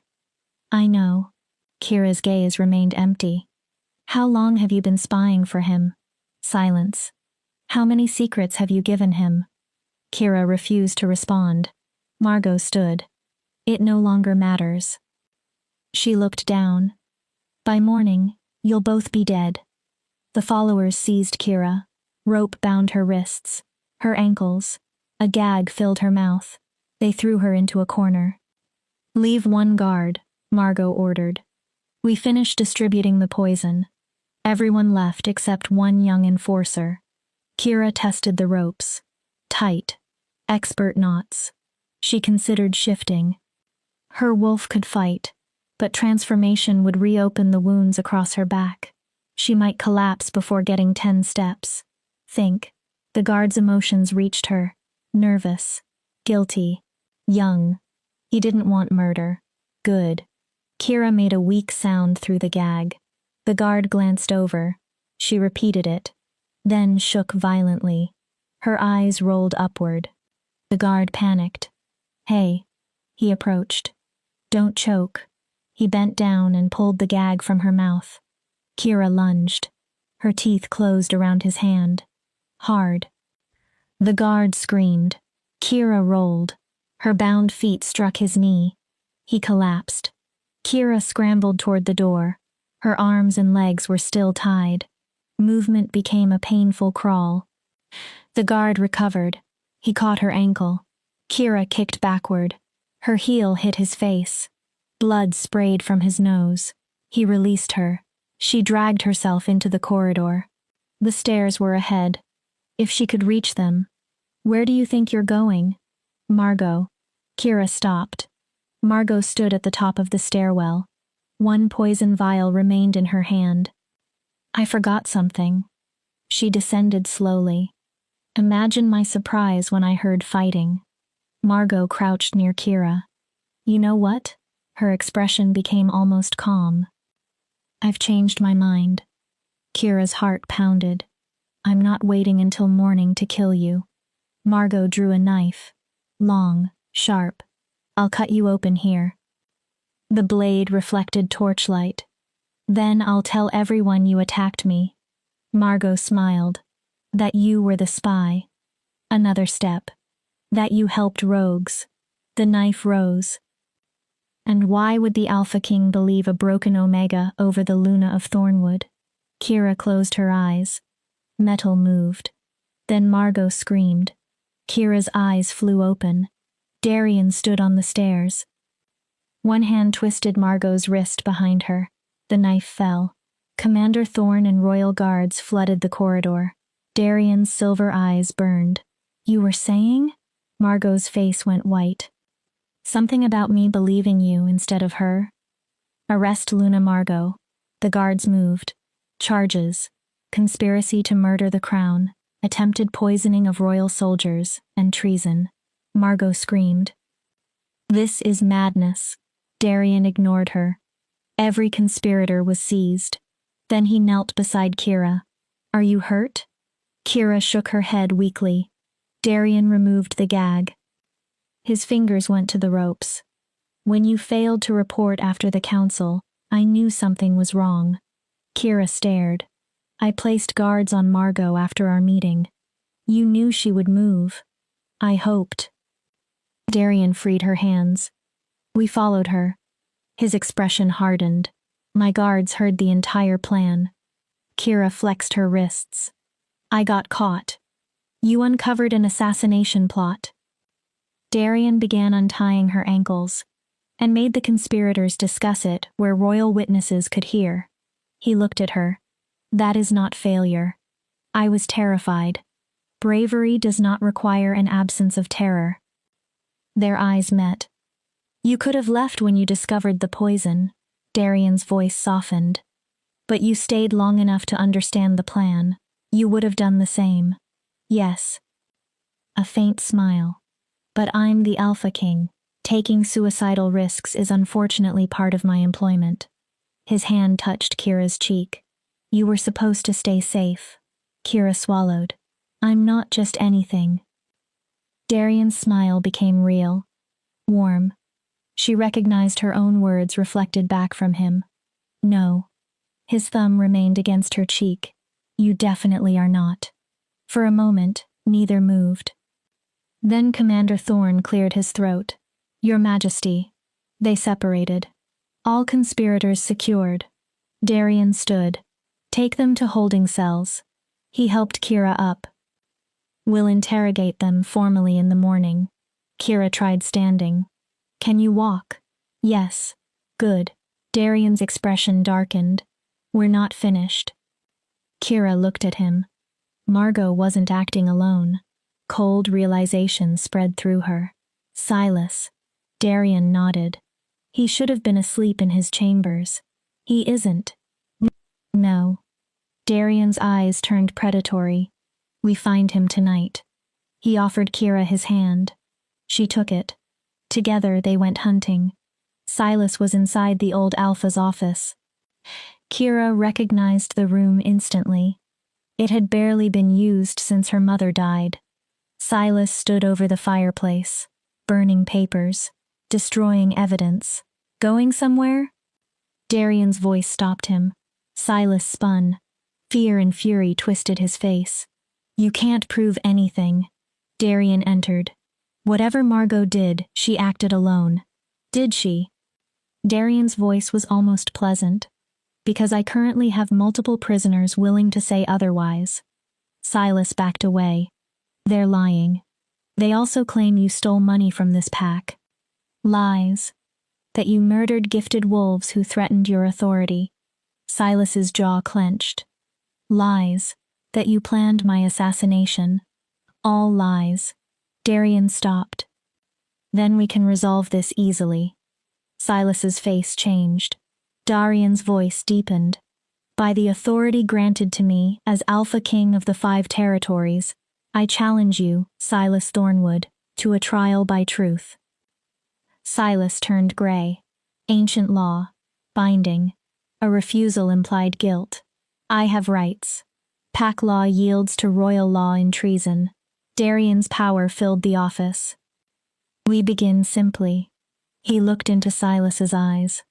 Did you order the purge of gifted wolves 7 years ago? The command pressed through the room. Silas fought it. His mouth opened. Yes. Kira stopped breathing. Did you murder Elena Thornwood? Yes. Her grandmother. Confirmed. Darian continued. Did you conspire with Margot to poison my guards and arrange my death? Silas's face contorted. Yes. Darian's voice became colder. How many wolves have you murdered to maintain power? Silas resisted. Then, 17. Darian's gaze sharpened. Anyone else? Silas stared at Kira. Including my first mate. The world stopped. Kira couldn't understand the words at first. Her mother. No. Her voice came out broken. Silas said nothing. You killed her? Kira took a step. You killed my mother? Silas looked at her without remorse. She discovered the missing money. Kira's vision blurred. She planned to expose me. He shrugged. I couldn't allow it. Rage consumed everything. 7 years under the roof of the wolf who murdered her mother. 7 years believing sickness had taken her. 7 years watching Silas breathe while Elena and her mother lay dead. Kira's wolf surged. She lunged. Darian's arm blocked her. No. Move. Kira. He killed them. I know. Her voice broke. My mother. My grandmother. Darian's tone remained gentle but absolute. And he will pay. Kira glared. Not with revenge. He turned toward Silas. With justice. Darian stood before him. Silas Thornwood. The room became silent. By royal authority, I strip you of title and rank. Silas stared. You are no longer Alpha. You are no longer recognized as a member of Thornwood or any pack beneath my crown. Darian's silver eyes burned. You are rogue, kinless, condemned. Silas backed toward the desk. And for treason, murder, crimes against the crown, and the deliberate slaughter of innocent wolves, Darian's voice became ice. The sentence is death. Silas attacked. Desperate. Fast. Darian moved faster. One hand caught Silas by the throat. The other drew a silver blade. Any final words? Silas spat. Go to hell. Darian's expression never changed.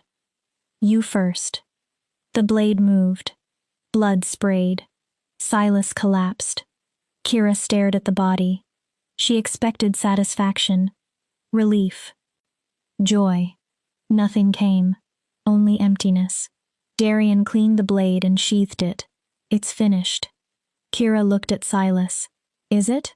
Her voice sounded hollow. Or did we only cut off the head while leaving everything beneath it infected? Darian faced her. Then we keep digging. He stepped closer. We find every remaining piece. His tone hardened. And we remove it. Then softer. But not tonight. Kira looked up. You've bled enough. Darian's gaze moved toward her healing wounds. You've done enough. I don't know if I can sleep. Then I'll stay nearby. Kira's breath caught. You're not alone now. Darian looked directly at her. You are not the silent shadow hiding in the dark anymore. Kira swallowed. Then what am I? For once, Darian had no immediate answer. Finally, someone who matters. His voice became quieter. To Thornwood. Another pause. To this kingdom. Silver eyes held hers. To me. Kira's heart stopped. Commander Thorne appeared at the doorway. Your Majesty. The moment shattered. The pack has gathered. News about Silas is spreading. Darian nodded. They want answers. Then we give them answers. He looked at Kira. All of them. Kira thought about Elena, her mother. 7 years spent refusing to speak. Then she nodded. Together. Darian offered his hand. Kira took it. And they walked toward the hall. Chapter 7. The Voice That Roared. Every member of Thornwood Pack had crowded into the great hall. Fear, grief, confusion, and anger churned through the bond. Their Alpha was dead, their Luna imprisoned. Members of the leadership arrested. The foundation of everything they believed had collapsed within days. Kira stood on the raised platform beside Darian. Visible, no longer hiding among Omegas. Her hands trembled. She forced herself upright. Darian wore formal black and silver. His presence steadied the room. Members of Thornwood Pack. His voice carried through the hall. Tonight your former Alpha and Luna were charged with treason, conspiracy to murder, and crimes against innocent wolves. Murmurs erupted. Silas Thornwood was sentenced and executed. Jock swept through them. Margot Thornwood remains imprisoned pending trial. A wolf shouted from the crowd. Silas protected us. Darian's eyes found him. For 7 years, Silas stole from you. The hall quieted. He murdered anyone who threatened his authority. Another voice protested. Lies. Darian became colder. Did Elena Thornwood feel protected when Silas murdered her because of her gift? Gasps.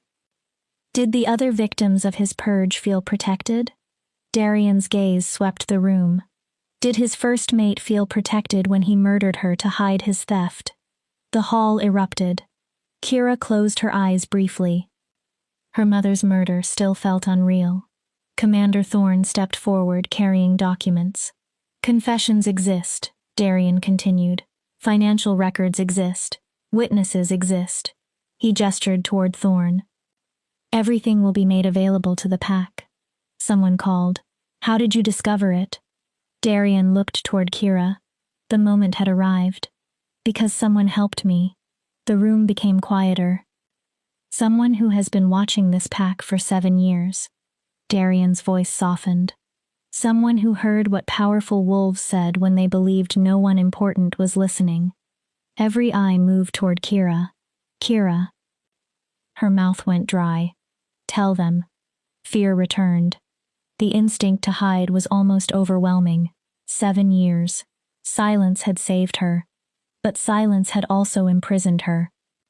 Kira stepped forward. My name is Kira Thornwood. The sound of her voice stunned the hall. Whispers exploded. She can speak. What? Kira continued. Daughter of Alpha Nathan Thornwood and his true mate, Luna Sarah. Her voice strengthened.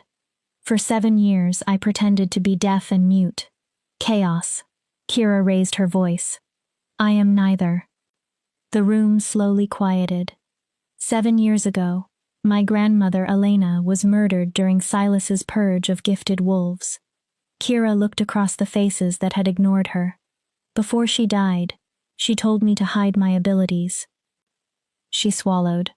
She knew Silas would kill me if he discovered them. Someone called. What abilities? Another voice shouted. What are you? Kira answered. I can sense emotion through our bond. Murmurs. I can sometimes hear thoughts when they're projected strongly. More reaction. And I can recognize truth and deception. Fear entered several faces. Kira didn't stop. I used those gifts to help the Alpha King expose the corruption inside Thornwood. Traitor! Lydia's scream cut through the hall. She stood near the front. Her face was twisted with grief and fury. You betrayed your own family. Kira looked at her. My family? A bitter laugh escaped. Your mother had me whipped. Lydia flinched. Your father murdered my mother and grandmother. Kira stepped toward the edge of the platform. You watched me be treated as less than a wolf for 7 years. Her voice hardened. I did not betray Thornwood. I saved it from the wolves destroying it. You're a liar, Lydia shouted. A freak. Her voice broke. You should have died in the purge. Enough. Darian's command cracked through the hall. Lydia went silent. Lady Lydia. His silver eyes turned dangerous. You will show Alpha Kira respect, or you will join your mother in the holding cells. Lydia stared at him, pale. Silent. Darian faced the pack. I understand that what you learned tonight is difficult. His voice softened without losing authority. But Kira Thornwood is not your enemy. He looked at her. She risked everything to bring justice to wolves who had no power to obtain it themselves. Darian turned back to the crowd. She could have escaped. She could have saved herself. But she stayed. His gaze swept across them. And I am grateful she did. An elder called out. What happens to Thornwood now? Silence. We have no Alpha. Another wolf asked. Will we be absorbed into another pack? No. Darian's answer was firm. Thornwood remains independent. Relief moved through the room. But you need leadership. The elder asked. Who? Darian slowly looked at Kira. Her stomach dropped. I nominate Kira Thornwood as interim Alpha. The hall erupted. She's an Omega. Impossible. She has no right. Other voices shouted back. Her father was Alpha. She exposed Silas. She saved us. Kira stared at Darian. What are you doing? She hissed under her breath. Giving you an opportunity you earned. I can't lead this pack. Yes. Darian's silver eyes held hers. You can. I have no experience. You have been surviving its politics from the lowest rank for 7 years. That isn't leadership. You led from the shadows. Darian's voice softened.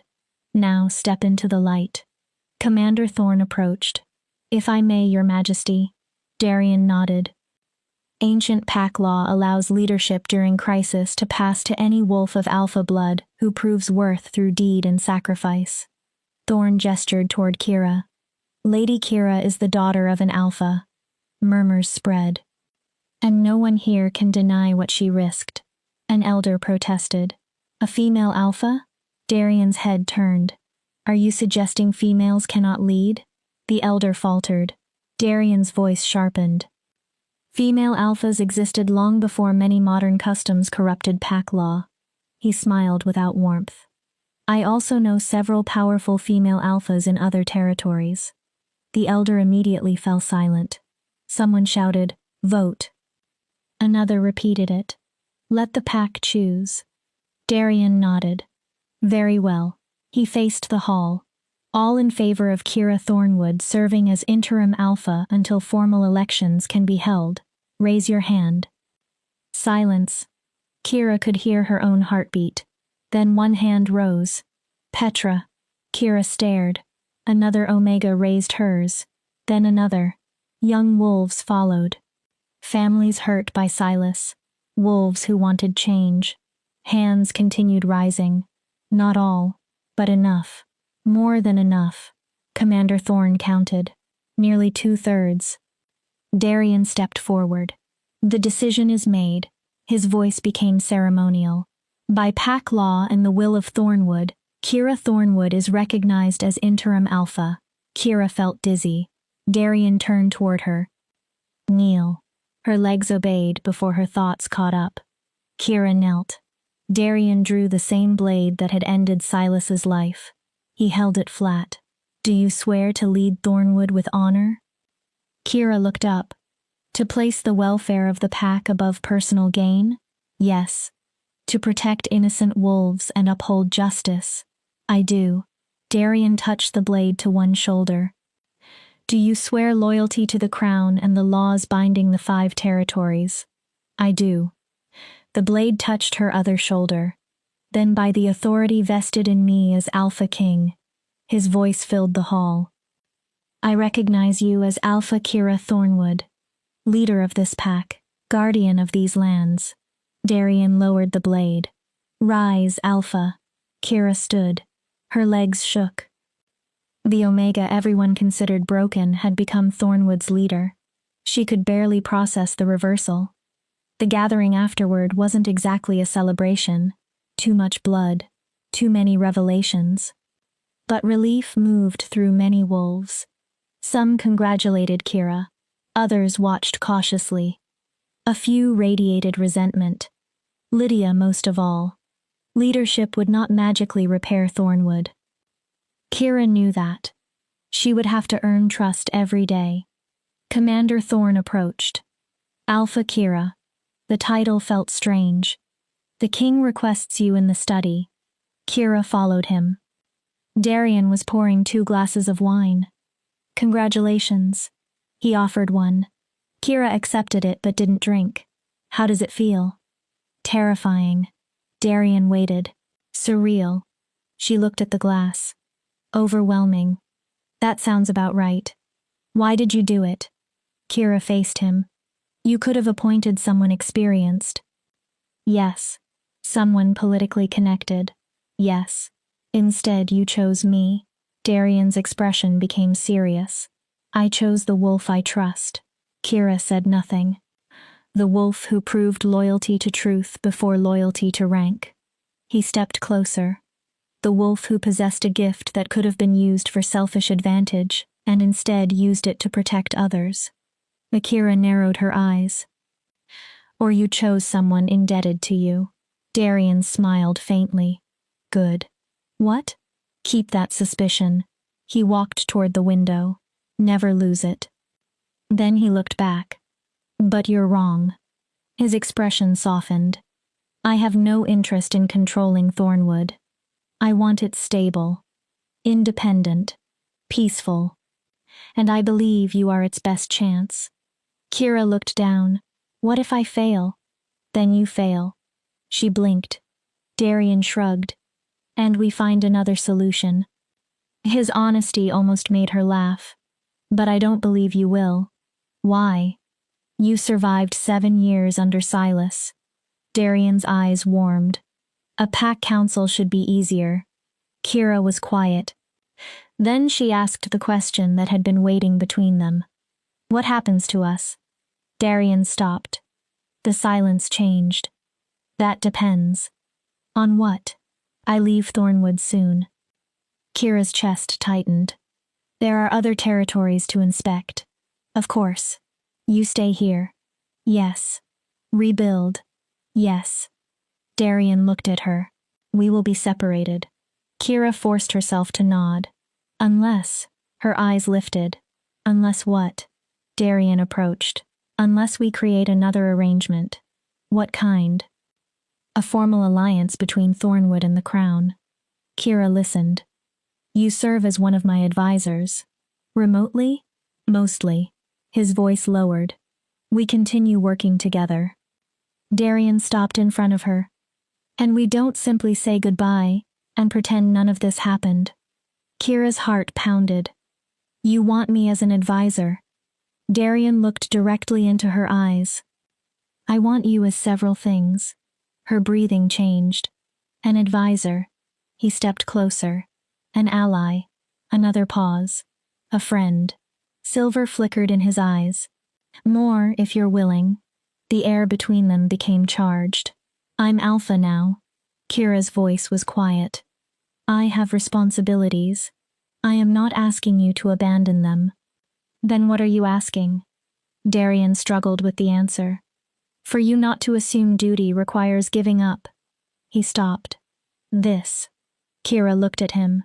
What is this? Trust. Only trust? Darian stared. No. They were close now. Close enough for Kira to feel his warmth. Close enough that kissing him required only courage. A knock sounded.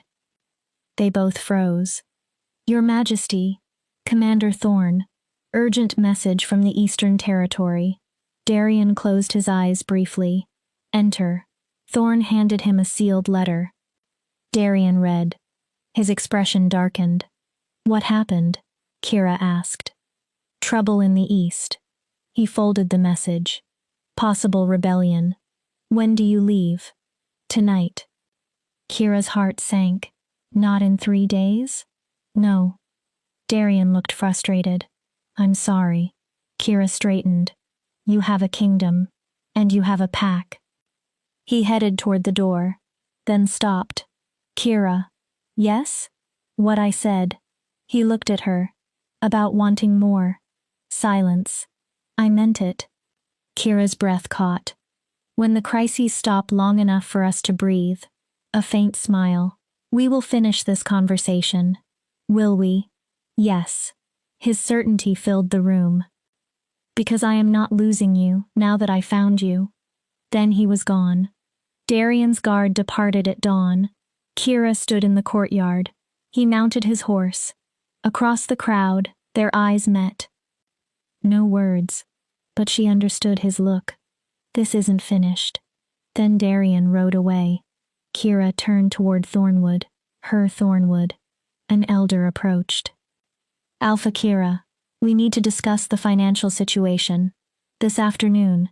The elder frowned. But, first I meet the Omegas. He blinked. The Omegas? Yes. Kira's voice hardened. They have been treated as disposable for too long. She met his gaze. That changes today. The elder studied her, then bowed. Yes, Alpha. Kira gathered all 12 Omegas. They sat nervously in a small meeting room. I know what you're wondering. Kira stood before them. Whether anything truly changes because Thornwood has a different alpha. No one spoke. I cannot promise perfection. Kira's tone softened. I will make mistakes. She looked at each wolf. But I promise something Silas never gave you. You will be heard. Petra's eyes filled. You will be valued. Kira continued. Your lives matter exactly as much as the lives of betas, gammas, and every other wolf in Thornwood. Thank you, Alpha, Petra whispered. Kira smiled. Don't thank me yet. A few nervous laughs. Thank me when I've proven it. Then Kira surprised them. I need your help. They stared. You know Thornwood from places the elite never see. Kira gestured around the room. You know where food disappears, where servants are abused, where rules fail. I want honest reports. An older Omega blinked. You want our advice? I want advice from members of my pack. Kira smiled. Yes. The meeting lasted 2 hours. At first they hesitated. Then the stories came. Problems Kira knew. Problems she had never noticed. Suggestions. Warnings. Ideas. It was only a beginning, but beginnings mattered. The rest of the day disappeared into meetings. Finances. Victims' families. Elders. Security. By night, Kira was exhausted. She sat alone inside the office that had belonged to Silas. Now hers. A mountain of paperwork waited. A knock sounded. Petra entered carrying food. I thought you forgot dinner. Probably. Petra set down the tray. Thank you. Of course, Alpha. Kira. Petra looked confused. When we're alone. Kira smiled tiredly. It's just Kira. Petra shook her head. I can't. Why?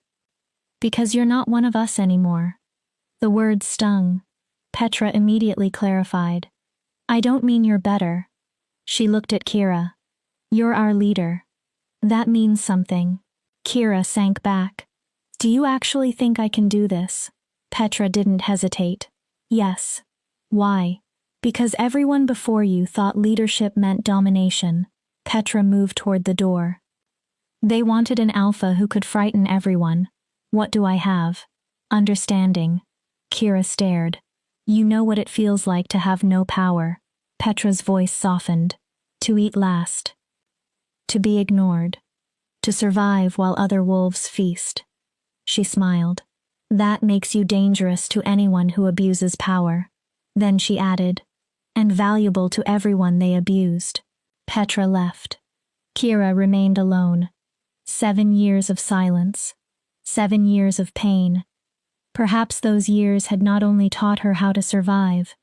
Perhaps they had taught her how to lead. Somewhere in the Eastern Territory, Darian was fighting his own battle. He had promised to return. Until then, Kira would build. The silent shadow had finally found a voice. Now she had to learn how to use it. Chapter 8. The Price of Power. 3 weeks passed. 3 weeks of budgets. Arguments. Disputes. Repairs. Meetings that seemed endless. 3 weeks of wolves testing whether Kira truly had the strength to lead.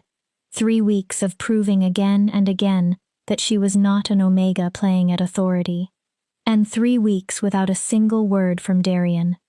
Kira told herself she didn't care. She was busy. He was a king. The Eastern crisis was probably worse than expected.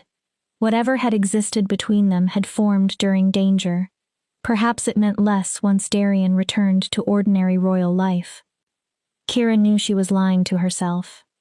Alpha Kira. Commander Thorn entered her office. Darian had left him temporarily in Thornwood to support the transition. We have a problem.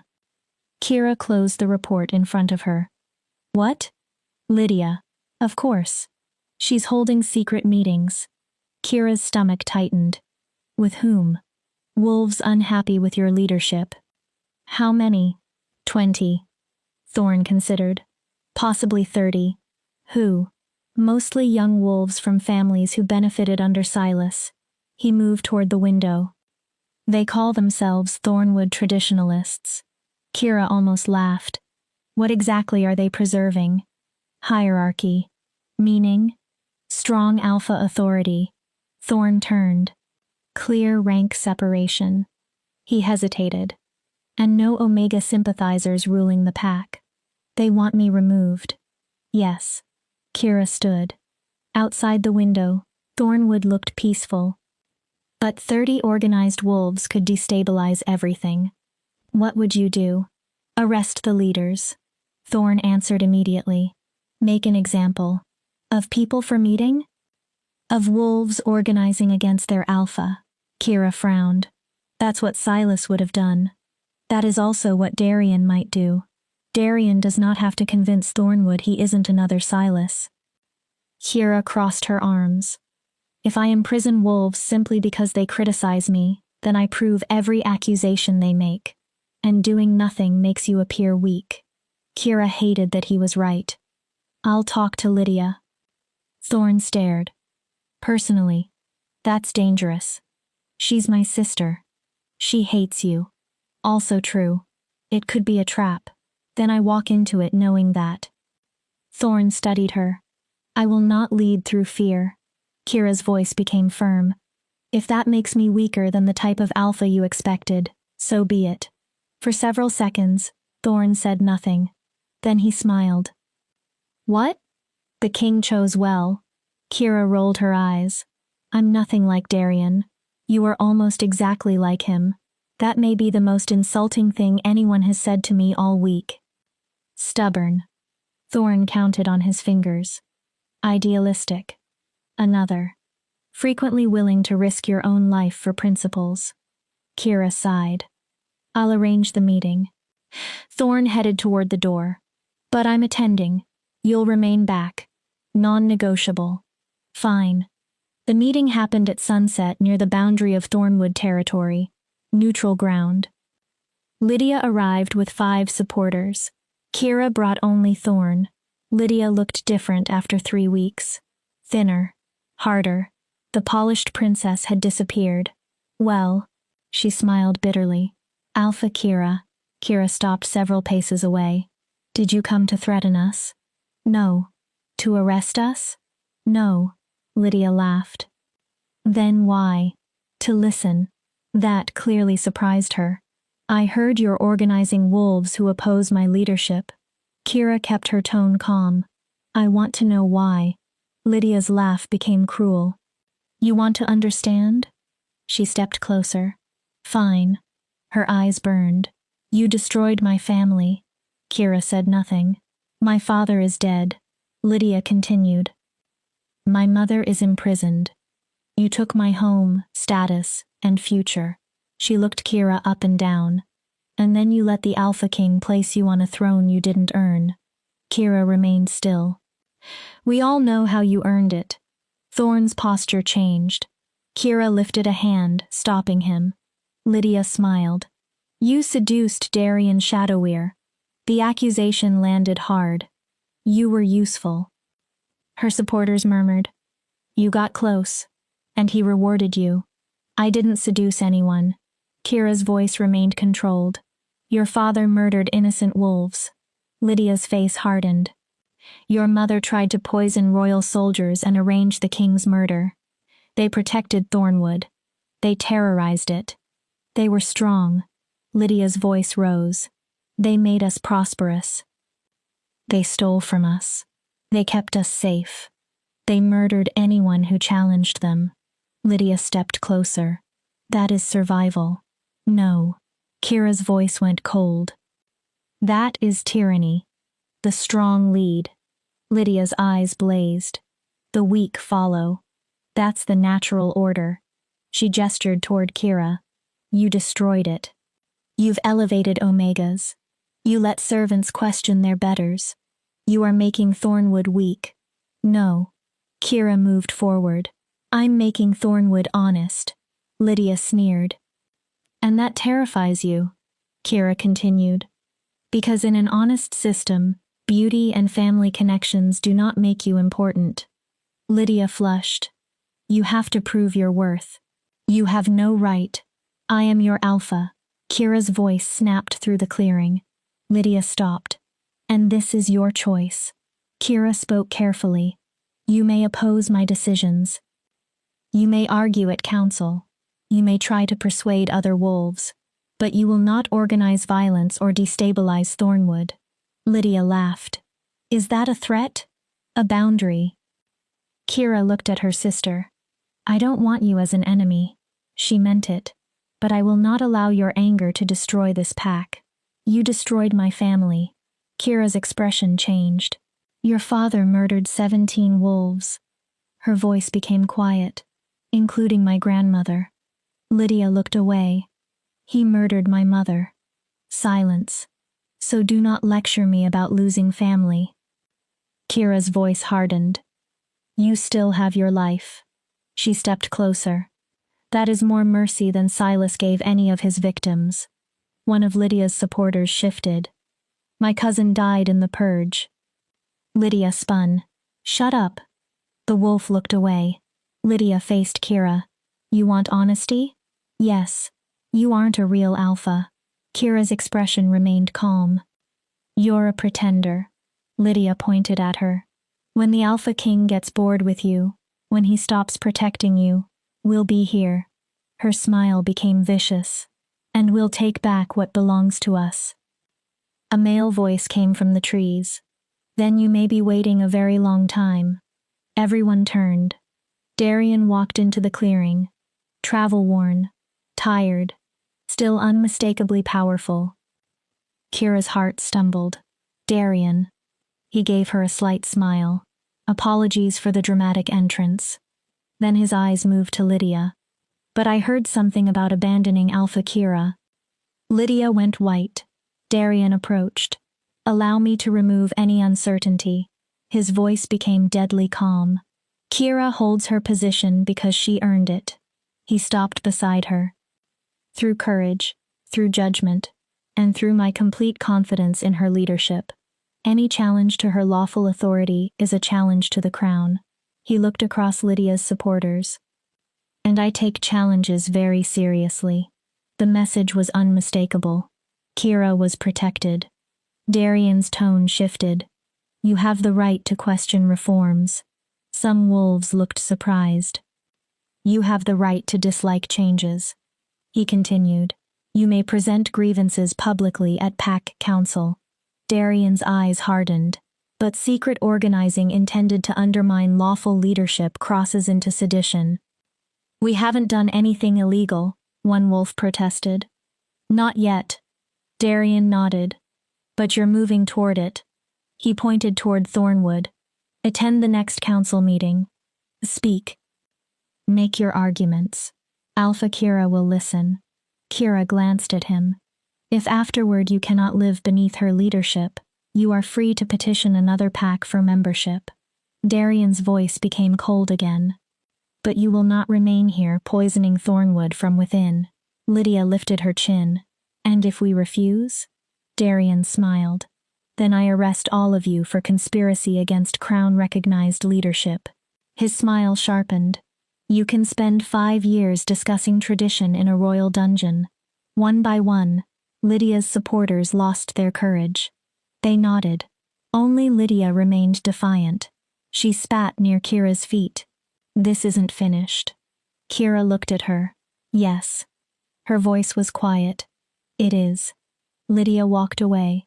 Commander Thorn waited until everyone disappeared. Then he cleared his throat. I believe the two of you require privacy. He left. Kira and Darian stood alone. You came back. Kira hated how vulnerable the words sounded. I said I would. Darian searched her face. Did you think I wouldn't? I didn't know. 3 weeks. Kira folded her arms. No message. Darian frowned. I sent 3. Kira stared. What? His expression changed. You received none? No. Then someone intercepted them.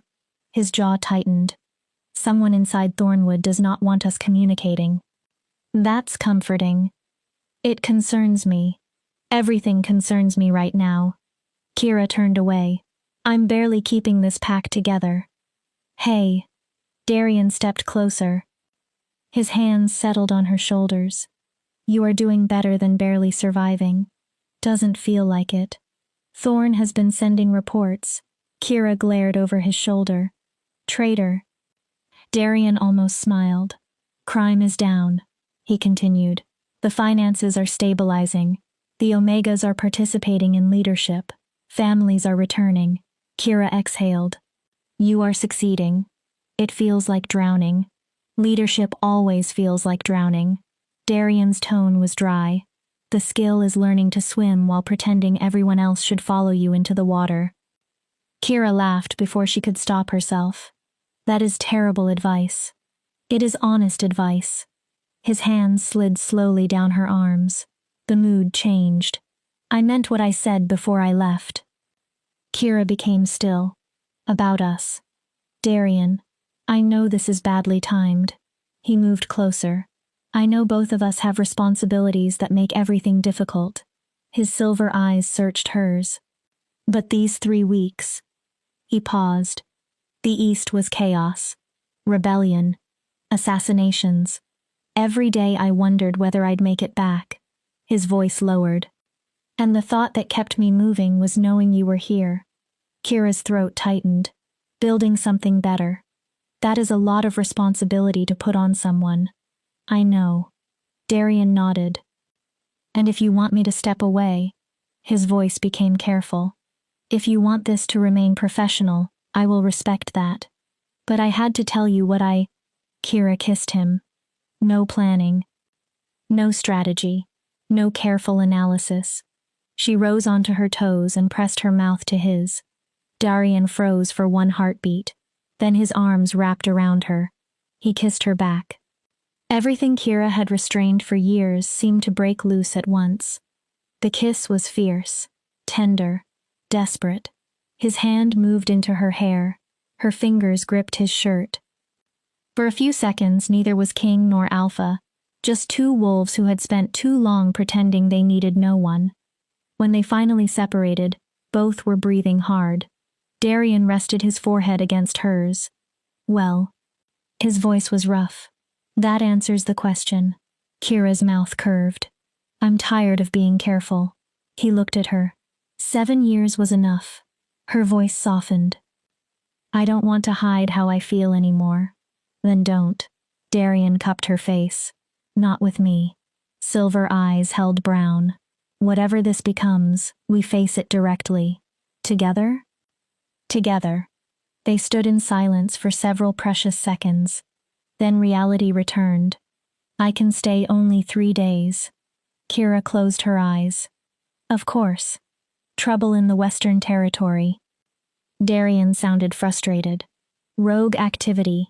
Border violence. The kingdom needs you. Yes. He reached into his coat. But this time we don't rely on letters. He placed a small crystal in Kira's palm. Communication crystal. She examined it. Linked directly to one I carry. No messenger, no interception. Darian closed her fingers around it. You can reach me anywhere. Kira smiled. Thank you. Don't. His hand touched her cheek. Just keep doing what you're doing. What? Drowning? Leading. He smiled. And remember, Thornwood is no longer standing by itself. Kira raised an eyebrow. No pressure. None. They returned to Thornwood hand in hand. The council meeting went better with Darian present. Even the dissidents understood opposing Kira openly now meant challenging royal authority. During the next 3 days, Darian helped restructure Thornwood's leadership, new safeguards, financial oversight. Young guards trained to protect Kira, but they also stole moments. Walks through the forest, private conversations late at night, kisses that became harder to end as Darian's departure approached. On the 3rd morning, Kira stood beside his horse. I'll return in 2 weeks. Darian leaned down. Sooner if possible. Be careful. Always. He kissed her. Quick. Fierce. Public. Several Thornwood wolves noticed. Darian didn't care. You stay safe. His voice became serious. If anything happens, use the crystal. I will. He rode away. Kira watched until the guards vanished down the road. She was alone again, but not as she had been before. This time, silence did not feel like abandonment. This time, Kira had hope. Chapter 9. Shadows and Revelations. 2 weeks became 3. 3 became 4. The communication crystal remained dark. Kira told herself not to worry. Darian ruled 5 territories. Crises did not respect romantic promises. Still, during the quiet hours before dawn, Lydia's words returned. Maybe Darian had needed Kira only while Thornwood was useful. Maybe once he returned to the larger kingdom, she became small again. Forgettable. Kira buried herself in work. The dissidents had mostly quieted. Thornwood's finances improved. Crime remained low. Several families applied to join the pack because they had heard about the reforms. Every measurable sign suggested success. Yet Kira felt hollow. Alpha. Petra entered with reports. New census numbers. Kira looked up. We gained 3 families this month. That's excellent. Kira forced a smile. Thank you. Petra set down the papers, then stayed. What? You aren't sleeping. I have work. You're waiting. Kira's hand stopped. Petra's voice softened. For him. Kira sighed. Is it obvious? To anyone who cares about you. Petra crossed her arms. The pack is thriving. She studied Kira. But you look like part of you is somewhere else. I'm fine. That's a lie. Kira looked up. Petra smiled faintly. You taught us to stop pretending. Fair. What happened between you and the king? Kira considered hiding it, then remembered how tired she was of hiding. I fell in love with him. Petra's eyebrows rose. Kira looked toward the window. Somewhere between investigating murder and rebuilding Thornwood. She laughed softly. I fell for him. And you think he felt the same? I thought he did. Kira looked at the silent crystal on her desk. Now I don't know. Petra's expression softened. I think something is preventing him from contacting you. How can you know? I saw how he looked at you. Petra shrugged. A man does not look at someone like that and forget her 4 weeks later. A knock interrupted them. Commander Thorn entered. His expression made Kira's stomach drop. Alpha Kira, what happened? We received a messenger from the capital. She stood. The king? Thorn hesitated. He's been poisoned. Everything stopped. What? He's alive. Thorn moved quickly, but incapacitated. Kira gripped the desk. When? Approximately a week ago. Why am I hearing now? The council suppressed the information to prevent panic. Kira's anger flared. What poison? An assassin infiltrated part of his Western inspection force. Thorn's face hardened. The poison acts slowly. Is he dying? We don't know. The room tilted. I'm going to the capital. You can't. Kira stared at him. Watch me. Thornwood needs you. So does he. The capital is 3 days away at Hard Ride. Then I leave now. Alpha. He could be dead in 3 days. Her voice broke. The communication crystal suddenly glowed. Kira spun.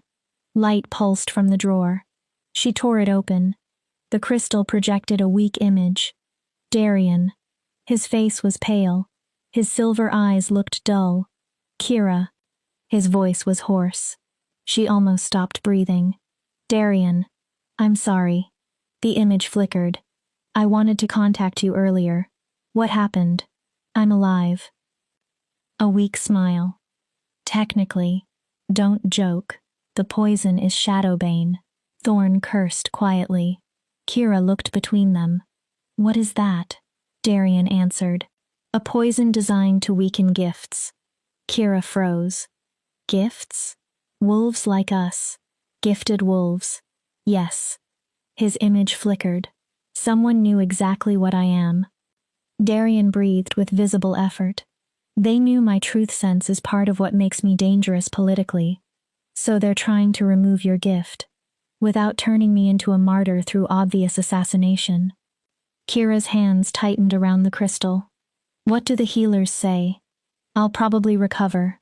Probably? Weeks. Darian grimaced. Possibly months. I'm coming. No. His answer was immediate. Darian.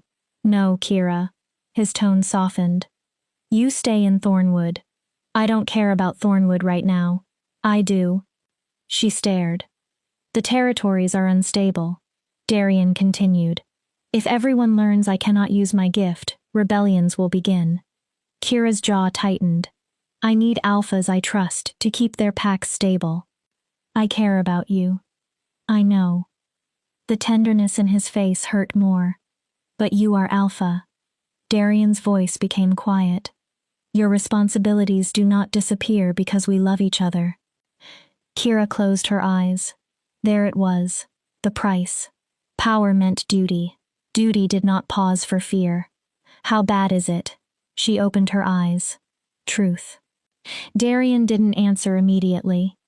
Bad enough that maintaining this connection is difficult. Kira swallowed. My gift is gone. His silver eyes looked almost gray. I cannot identify lies. Darian. The Royal Council is already preparing for the possibility I won't recover. Stop. I need to be realistic. No. Kira. Do not tell me to prepare for you to die. Her voice shook. Do not give up. A faint smile. There's the fire. I'm serious. So am I. His expression became grave. You will need that fire. Why? The person who poisoned me is still active. Darian struggled for breath. And I don't believe I am the only target. Cold moved through Kira. What do you mean? You exposed corruption. His image flickered. You helped me remove powerful wolves. Darian. If someone is eliminating gifted leaders, you are vulnerable. Kira's hands became cold. You think they'll attack Thornwood. I think you should trust almost no one. His voice weakened. Increase security. Guard food. Water. Watch for weakness or loss of gift. The image began breaking apart. Darian? Kira. Darian. Be careful. The crystal went dark. No. Kira shook it. Darian. Nothing. Thorn moved beside her. Kira stared at the dead crystal. Someone poisoned the Alpha King. Her voice became steady. And now they may come here. We've already doubled the guards, Thorn said. Food and water access? Restricted. Visitors. Screened. Good.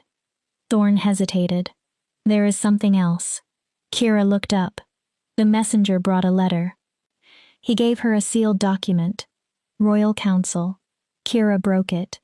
Every line made her colder. Because His Majesty remained incapacitated, the Royal Council was assuming temporary authority. Every alpha appointed during the previous 3 months would be reviewed. Kira's position would be examined at a formal council hearing in 2 weeks. She was ordered to appear and prove she could lead Thornwood without direct royal support. Failure meant removal. A replacement would be selected from an established bloodline. The signature: Lord Chancellor Gideon Blackwood, Regent Protector of the Realm. Kira lowered the letter. They're removing his appointments. Thorn nodded. The moment he becomes weak, they're undoing his reforms. Yes. Kira looked at the document. This is a coup. A legal one, if they succeed. Kira folded the letter. I'll go. Thorn frowned. To the hearing. That's exactly what Blackwood wants. Then I'll disappoint him. He will humiliate you publicly. Thorn stepped closer. They want to make you an example. Should I hide? No. Should I let them remove me? No. Then what? Thorn's expression became calculating. You build alliances. With whom? The other alphas Darian appointed. Kira listened. 7 in 6 months. Unconventional choices? Everyone. Gifted? Most. Traditional bloodlines? Not necessarily. Thorn nodded. 3 women, 4 men. Kira understood. Blackwood wants all of us gone. Yes. Then all of us appear together. Thorn smiled. Now you're thinking like a political leader. Kira ignored that. Send messages. Request a meeting on neutral ground. We coordinate before the hearing. Thorn nodded. As you command. When he left, Petra remained. What can I do? Keep Thornwood stable while I'm gone. Kira took Petra's hands. Watch everyone. Food. Water. If anyone shows unusual weakness, evacuate. Petra stared. You believe they might attack? I believe whoever did this has already tried to kill a king. Kira's voice hardened. They won't hesitate over us. And if something happens to you? Kira paused. You lead until help arrives. Petra's eyes widened. What? You've been learning. No. Yes. Kira, be prepared. She squeezed Petra's hands. That's all I'm asking. After everyone left, Kira sat alone. Darian was poisoned. The council was attacking the reforms. Unknown enemies were moving. Everything they had built seemed one push away from collapse. But Kira wasn't 12 anymore. She wasn't a frightened girl hiding behind silence. She was Alpha Kira Thornwood. And she intended to fight. Replies from the other newly appointed alphas came quickly. 5 agreed to meet. 1 never answered. The reason arrived later. Alpha Thomas had died 2 weeks earlier during what officials called a hunting accident. The final response came from Alpha Helena in the south. 3 words. Trust no one. Then, they are watching. The meeting was arranged at an ancient neutral gathering ground. Kira traveled with Thorn and a small guard. 2 days through forest and open territory. Every shadow felt dangerous. They reached the site near sunset. A circular clearing, ancient standing stones, symbols carved into rock from a language older than the crown. 4 alphas had already arrived. Alpha Cade of the Eastern Pack was only 25. His gift allowed him to see possible paths forward, to sense probabilities. Darian had appointed him after Cade exposed a conspiracy involving pack secrets sold to rogues. Alpha Sarah from the Mountain Pack was older. Fierce. Her gift involved truth-speaking. She had uncovered evidence that the previous Alpha's mysterious death was murder. Alpha Finn of River Pack was broad and serious. He sensed danger before it arrived. His gift had saved his entire pack from a rogue assault secretly arranged by their former Alpha. Alpha Ren of Coastal Pack possessed an ability to read memories from objects. Ren had solved a murder that had divided the Coastal Pack for decades. Every one of them was gifted. Every one had exposed corruption. Every one represented everything the old political system feared. Kira stood within the circle. Thank you for coming. The alphas watched her. I assume all of you received summonses from the council. Nods. Then we know what they're doing. Kira looked around. The moment Darian became vulnerable, they began dismantling everything he changed.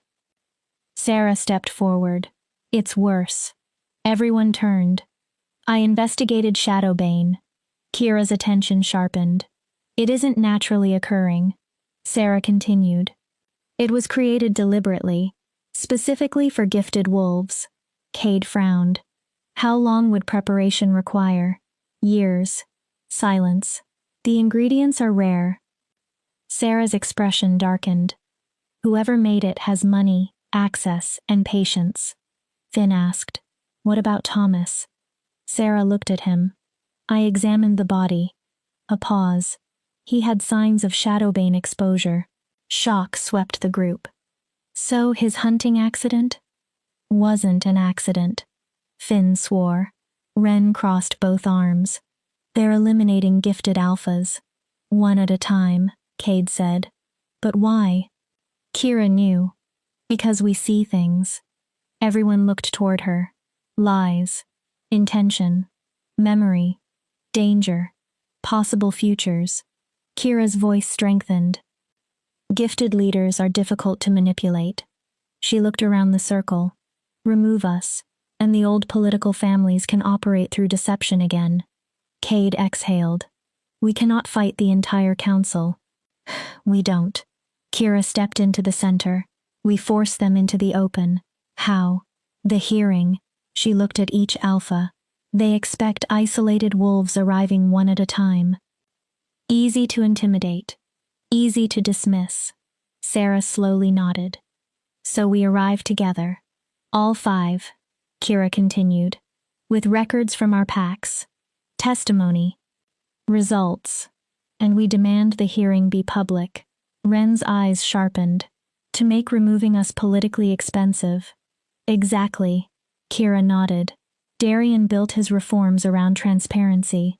We use transparency to protect them. Finn looked uncertain. If this fails, they're already trying to kill us. Kira cut in. If we fail, we lose positions they're already planning to take. The alphas looked at one another. Sarah nodded first. I'm with you. Cade followed. East stands with Thornwood. Finn sighed. River Pack 2. Ren nodded. Coastal. Kira released a breath.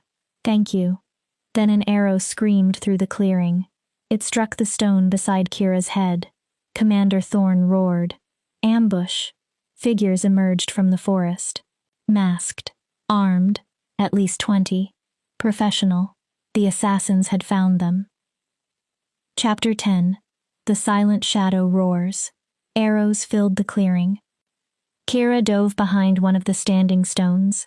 Steel crashed against steel as guards engaged the attackers. Snarls. Screams. Blood. They knew we would be here, Cade shouted. Someone had betrayed the meeting. There was no time to discover who. Kira opened her gift. 20 assassins. Spread deliberately around the clearing. Focused. Disciplined. And behind them, a familiar emotional signature. Cold. Bitter. Triumphant. No. Kira stared toward the trees. A figure stepped forward. Lydia. No mask. Crossbow in hand. Her smile was vicious. Surprise, sister. Kira felt fury replace shock. You? Did you think I would let you destroy everything my family built? Your family built graves, Kira shouted. How many more wolves are you willing to kill? As many as necessary.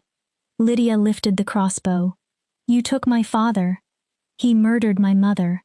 You imprisoned my mother. She tried to murder the king. You stole my future. Lydia's finger tightened. Now I take yours. The bolt fired. Commander Thorn moved. He threw himself between Kira and the weapon. The bolt struck his shoulder. Thorn spun and fell. No. Kira dropped beside him. Blood poured around the shaft. Thorn. Go. His face had gone pale. Crystal. Kira remembered. The communication crystal. She pulled it from her pocket. A crack ran across its surface. Damaged. She closed both hands around it anyway. Darian. Please. Every thought focused into the crystal. Darian, if you can hear me. Light flickered. No image. Only a distant presence. Kira, his voice barely existed. Darian. What happened? Ambush. Kira looked around the clearing. The new alphas. They're trying to kill all of us. Where? The old northern gathering grounds. Kira swallowed. There are too many. Darian's voice strengthened. Hold on. No. Kira stared at the crystal. You can barely stand. I'm coming. You can't. I said. Power entered his voice. I'm coming. The connection ended. An assassin attacked Kira.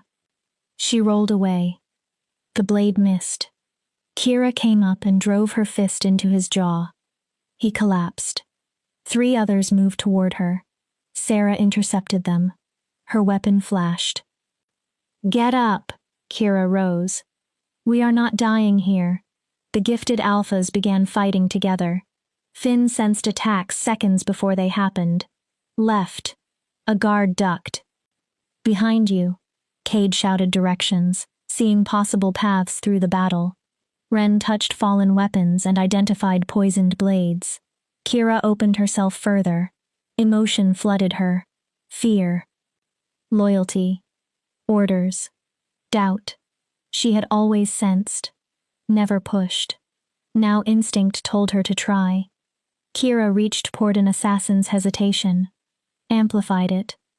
Why are you doing this? The man slowed. She touched another. Who are you killing for? His sword lowered. A third stopped mid-attack. Confusion spread. Lydia saw. Don't listen, she shouted. She's manipulating you. But doubt was already spreading. One assassin lowered his weapon. Another backed away. A third ran into the forest. You're losing, Kira called. Your people don't believe in you. Lydia's face twisted. Surrender. Thera stepped forward. I'll show mercy. Mercy. Lydia laughed wildly. Like you showed my parents? She lifted the crossbow, but this time she aimed at Thorn. Kira froze. Drop your gift. Lydia's finger tightened. Or I kill him. Thorn already bled heavily. Another bolt would finish him. Kira released her influence. The assassins shook off their confusion. Weapons rose again. Lydia smiled. Good girl. She gestured toward the other alphas. Kneel. Kira's stomach dropped. Or I execute every wounded wolf first. Sarah looked toward Kira. Finn lowered his weapon. Slowly, the alphas knelt. Despair flooded the clearing. They had come so close. Then a howl split the night. Every head turned. Another answered. Then another. Dozens. Hundreds. The forest erupted. Royal guards flooded into the clearing. Warriors from multiple territories. Silver armor flashed between the trees. And at the front, Darien. Mounted on a massive black horse. Kira's breath stopped. He looked terrible. Pale. Weak. Barely balanced in the saddle. But his silver eyes burned. His voice hit the clearing like thunder. Stand down. By order of your king. The assassins froze. Even Lydia's crossbow lowered slightly. You're supposed to be dying. Darien dismounted. His knees nearly buckled. He forced himself upright. I was. His gaze found Kira. Then he said words that silenced the entire clearing. Then I heard my mate was in danger. Kira stopped breathing. Mate. Darien had said it publicly. Before alphas. Royal soldiers. Dozens of witnesses. The game is over, Lydia. Darien faced her. Your assassins are surrounded. Your conspiracy is exposed. And you attempted to murder 5 alphas under royal protection. His mouth curved coldly. Your family is becoming remarkably consistent at losing. Lydia screamed. Then I'll take her with me. She fired. Kira saw the bolt. Straight toward her heart. Too fast. No time. Darien moved. Poisoned. Weak. Somehow he reached her. He stepped between Kira and the bolt. It struck his chest. Darien fell. No. Kira's scream tore across the clearing. She dropped beside him. Blood poured around the shaft. Too much. Darien. Her hands pressed against the wound. No. His eyes struggled to focus. You can't. Kira's voice broke. You promised. His hand lifted weakly, touched her face. It's okay. No. She cried openly. It is not okay. You're dying because of me. Darien's mouth moved into the faintest smile. Worth it. Stop. To keep you safe. His eyes began closing. Worth everything.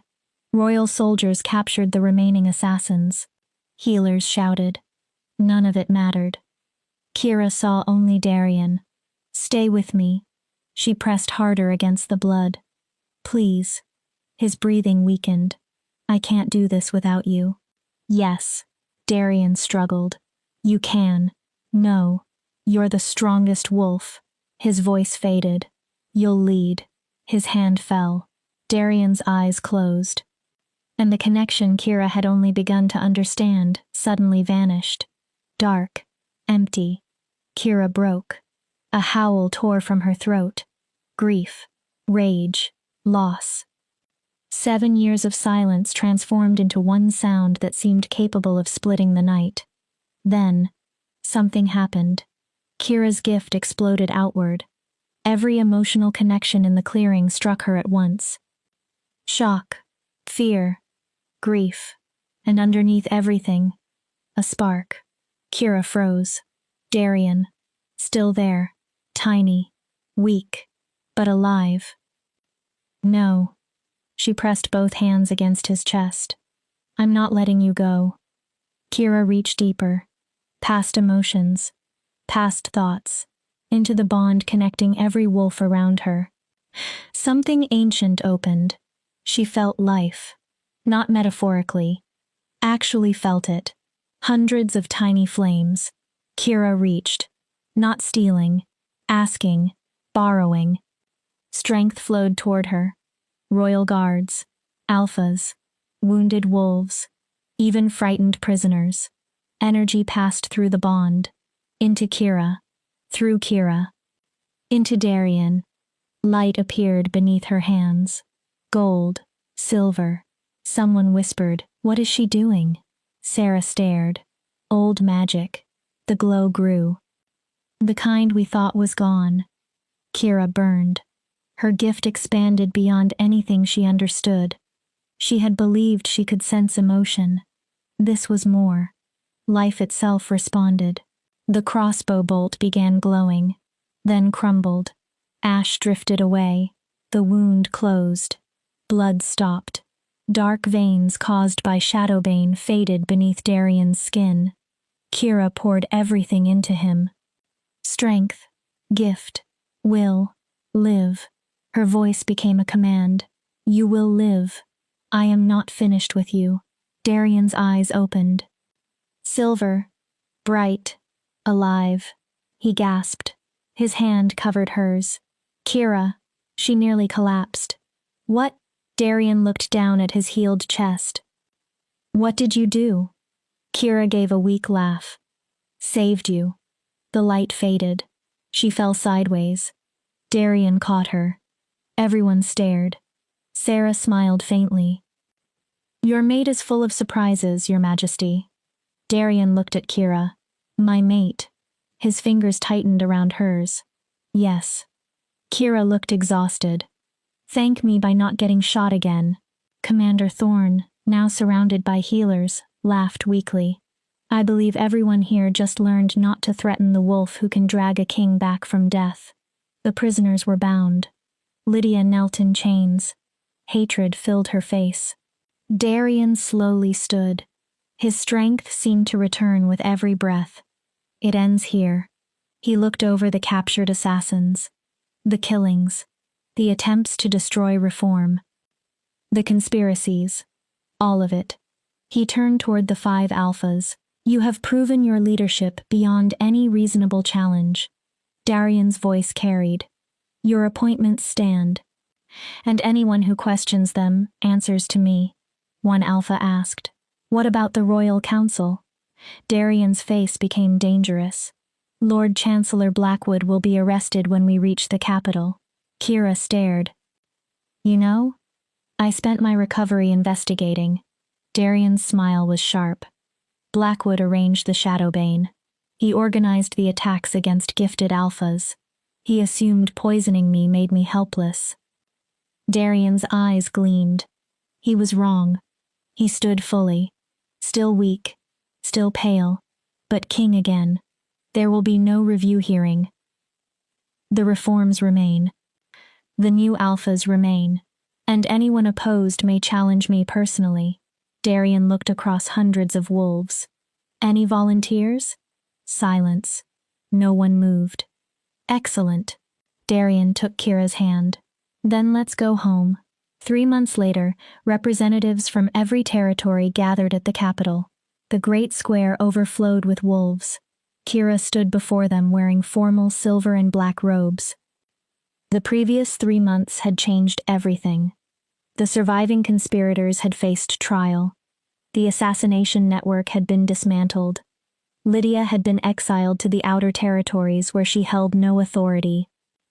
The Royal Council had been restructured to prevent another attempt at seizing power, and Kira had spent those months beside Darian, not only as Alpha of Thornwood, as his mate, his partner, his equal in rebuilding the kingdom. A high priestess stood before her. Kira Thornwood. Kira raised her head. Do you swear to uphold the laws of the 5 territories? I do. To judge fairly? I do. To protect the innocent? I do. To punish corruption regardless of rank? Kira looked toward Darian. I do. The priestess lifted a silver circlet. Then, under ancient law and sacred tradition, the crown settled onto Kira's head. I proclaim you Alpha Queen of the 5 territories. The crowd erupted. Darian approached. How does it feel? Kira breathed. Terrifying. He smiled. Surreal? Extremely. Good. Darian offered his hand. I have something to show you. He guided her toward the edge of the platform. Kira looked down.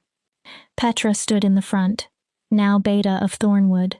Beside her stood the Omegas who had supported Kira before anyone else did.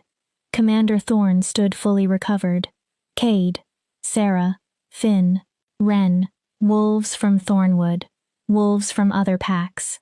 Her family, not by blood, by choice. They all came for you, Darian said. Kira's throat tightened. They wanted the kingdom to see something. What? That you did not rise because I favored you. He looked at her. You rose because wolves believe in you. Kira blinked back tears. I don't deserve all this. You do. Darian turned her toward him. 7 years ago they took your voice. Kira shook her head. I gave it up. To survive. His silver eyes softened. But you never lost yourself. Darian smiled. And now the entire kingdom is going to hear you. Kira laughed. That is painfully dramatic. It is also true. He looked into her eyes. I love you, Kira Thornwood. Her breath caught despite everything they had shared. Silent shadow. Alpha. Queen. The wolf who saved my life. His voice softened. And helped save my kingdom. Kira smiled. I love you too. She touched his face. Even when you are unbearably dramatic. Darian kissed her before the entire kingdom. The crowd roared. When they separated, Darian looked toward the gathered wolves. Shall we address our people, my queen? Kira took his hand. Together. Always. They faced a kingdom still healing from corruption. Kira thought of Elena, her mother. Every gifted wolf murdered because powerful leaders were frightened of difference. This was for them. She stepped forward. Wolves of the 5 territories. Her voice carried through the square. For too long, power in our lands belonged to wolves who confused fear with respect. The crowd became silent. For too long, gifted wolves were hunted simply for being different. She lifted her head. For too long, strength was confused with tyranny. Kira paused. That ends now. Cheers began. The old ways that demanded silence, submission, and fear are finished. Her voice strengthened. We will build something better. A kingdom where gifts are protected rather than hunted. Where leadership is earned through honor and action, not merely birth. Where every wolf has a voice. Kira looked across the crowd. From the highest Alpha, she remembered the kitchens, to the lowest Omega. Howls erupted. Kira waited. Change will not be easy. The crowd quieted again. There will always be wolves who prefer the old system because corruption made them powerful. Kira squeezed Darian's hand. But we will face them together. We will protect one another. And we will build a future worthy of those who were silenced before us. Her eyes lifted. The ones who were silenced. Then her voice became fierce. but never broken. Darian looked at her with pride. Kira smiled. The silent shadow found her roar. And she will never be silent again. The square exploded with howls. Thousands. Kira felt the crown on her head. Darian's hand around hers. The strength of her people surrounding them. 7 years hidden. 7 years surviving. 7 years without a voice. Now that voice could shake a kingdom. Epilogue. 1 year later, moonlight filled the royal nursery. Silver and gold decorated the walls. 2 infants slept inside a crib. Twins. A boy. A girl. Both had Darian's silver eyes. And according to the healers, both already showed signs of powerful gifts. Kira stood beside them. One hand rested over her stomach. Another life was growing there. Actually, 3. The healers had confirmed triplets. All gifted. You should be sleeping. Darian's voice came from the doorway. Kira turned. So should you. He smiled. We're both terrible at following instructions. He joined her beside the crib and wrapped an arm around her waist. Our children are going to destroy this palace. Kira leaned against him. Gifted. Stubborn. Raised by 2 wolves who overturned half the political system. Darian sighed happily. I can't wait. Kira laughed. I'm slightly terrified of what 5 gifted children will do. They'll tear everything apart. Darian kissed her temple. Then rebuild it better. Like their mother. Kira looked at him. Flattery won't save you from the night feedings. Worth trying. They watched the twins sleep. Darian asked, How is Thornwood? Thriving. Kira smiled. Petra sent the latest reports. Crime? Still low. Finances? Strong. Applications. 6 more families want to transfer. Darian raised an eyebrow. Even several traditionalists have accepted the reforms. Imagine that. Kira grinned. Apparently results matter more than bloodline. Darian's expression turned dramatically thoughtful. Who could have predicted treating wolves with dignity would work better than terrorizing them? Certainly not Blackwood. Darian snorted. How is he enjoying exile? Probably about as much as Lydia. Kira became quiet. Darian's face turned serious. I still worry. About what? Exiled wolves remember grudges. Kira turned in his arms. Let them. He watched her. We built something stronger than them. Her hand rested on his chest. If another enemy comes, we deal with it exactly as we dealt with everything else. Together. Together. Darian pulled her closer. Have I thanked you today for spilling tea on Lydia? Kira laughed. That was a tactical masterpiece. It was reckless. Strategic. Painful. Necessary. Darian smiled. Like most of your plans. Plans. Kira corrected him. We are partners, remember? As if you allow me to forget. That's because every time you make a unilateral decision, I have to explain that unilateral decisions are how tyrants think. Darian looked offended. I am a reformed tyrant. You were never a tyrant. Arrogant king? Frequently. Fair. One twin moved. A small sound came from the crib. Kira leaned over and gently rocked the child until the baby settled again. They're going to change everything. Darian stood beside her.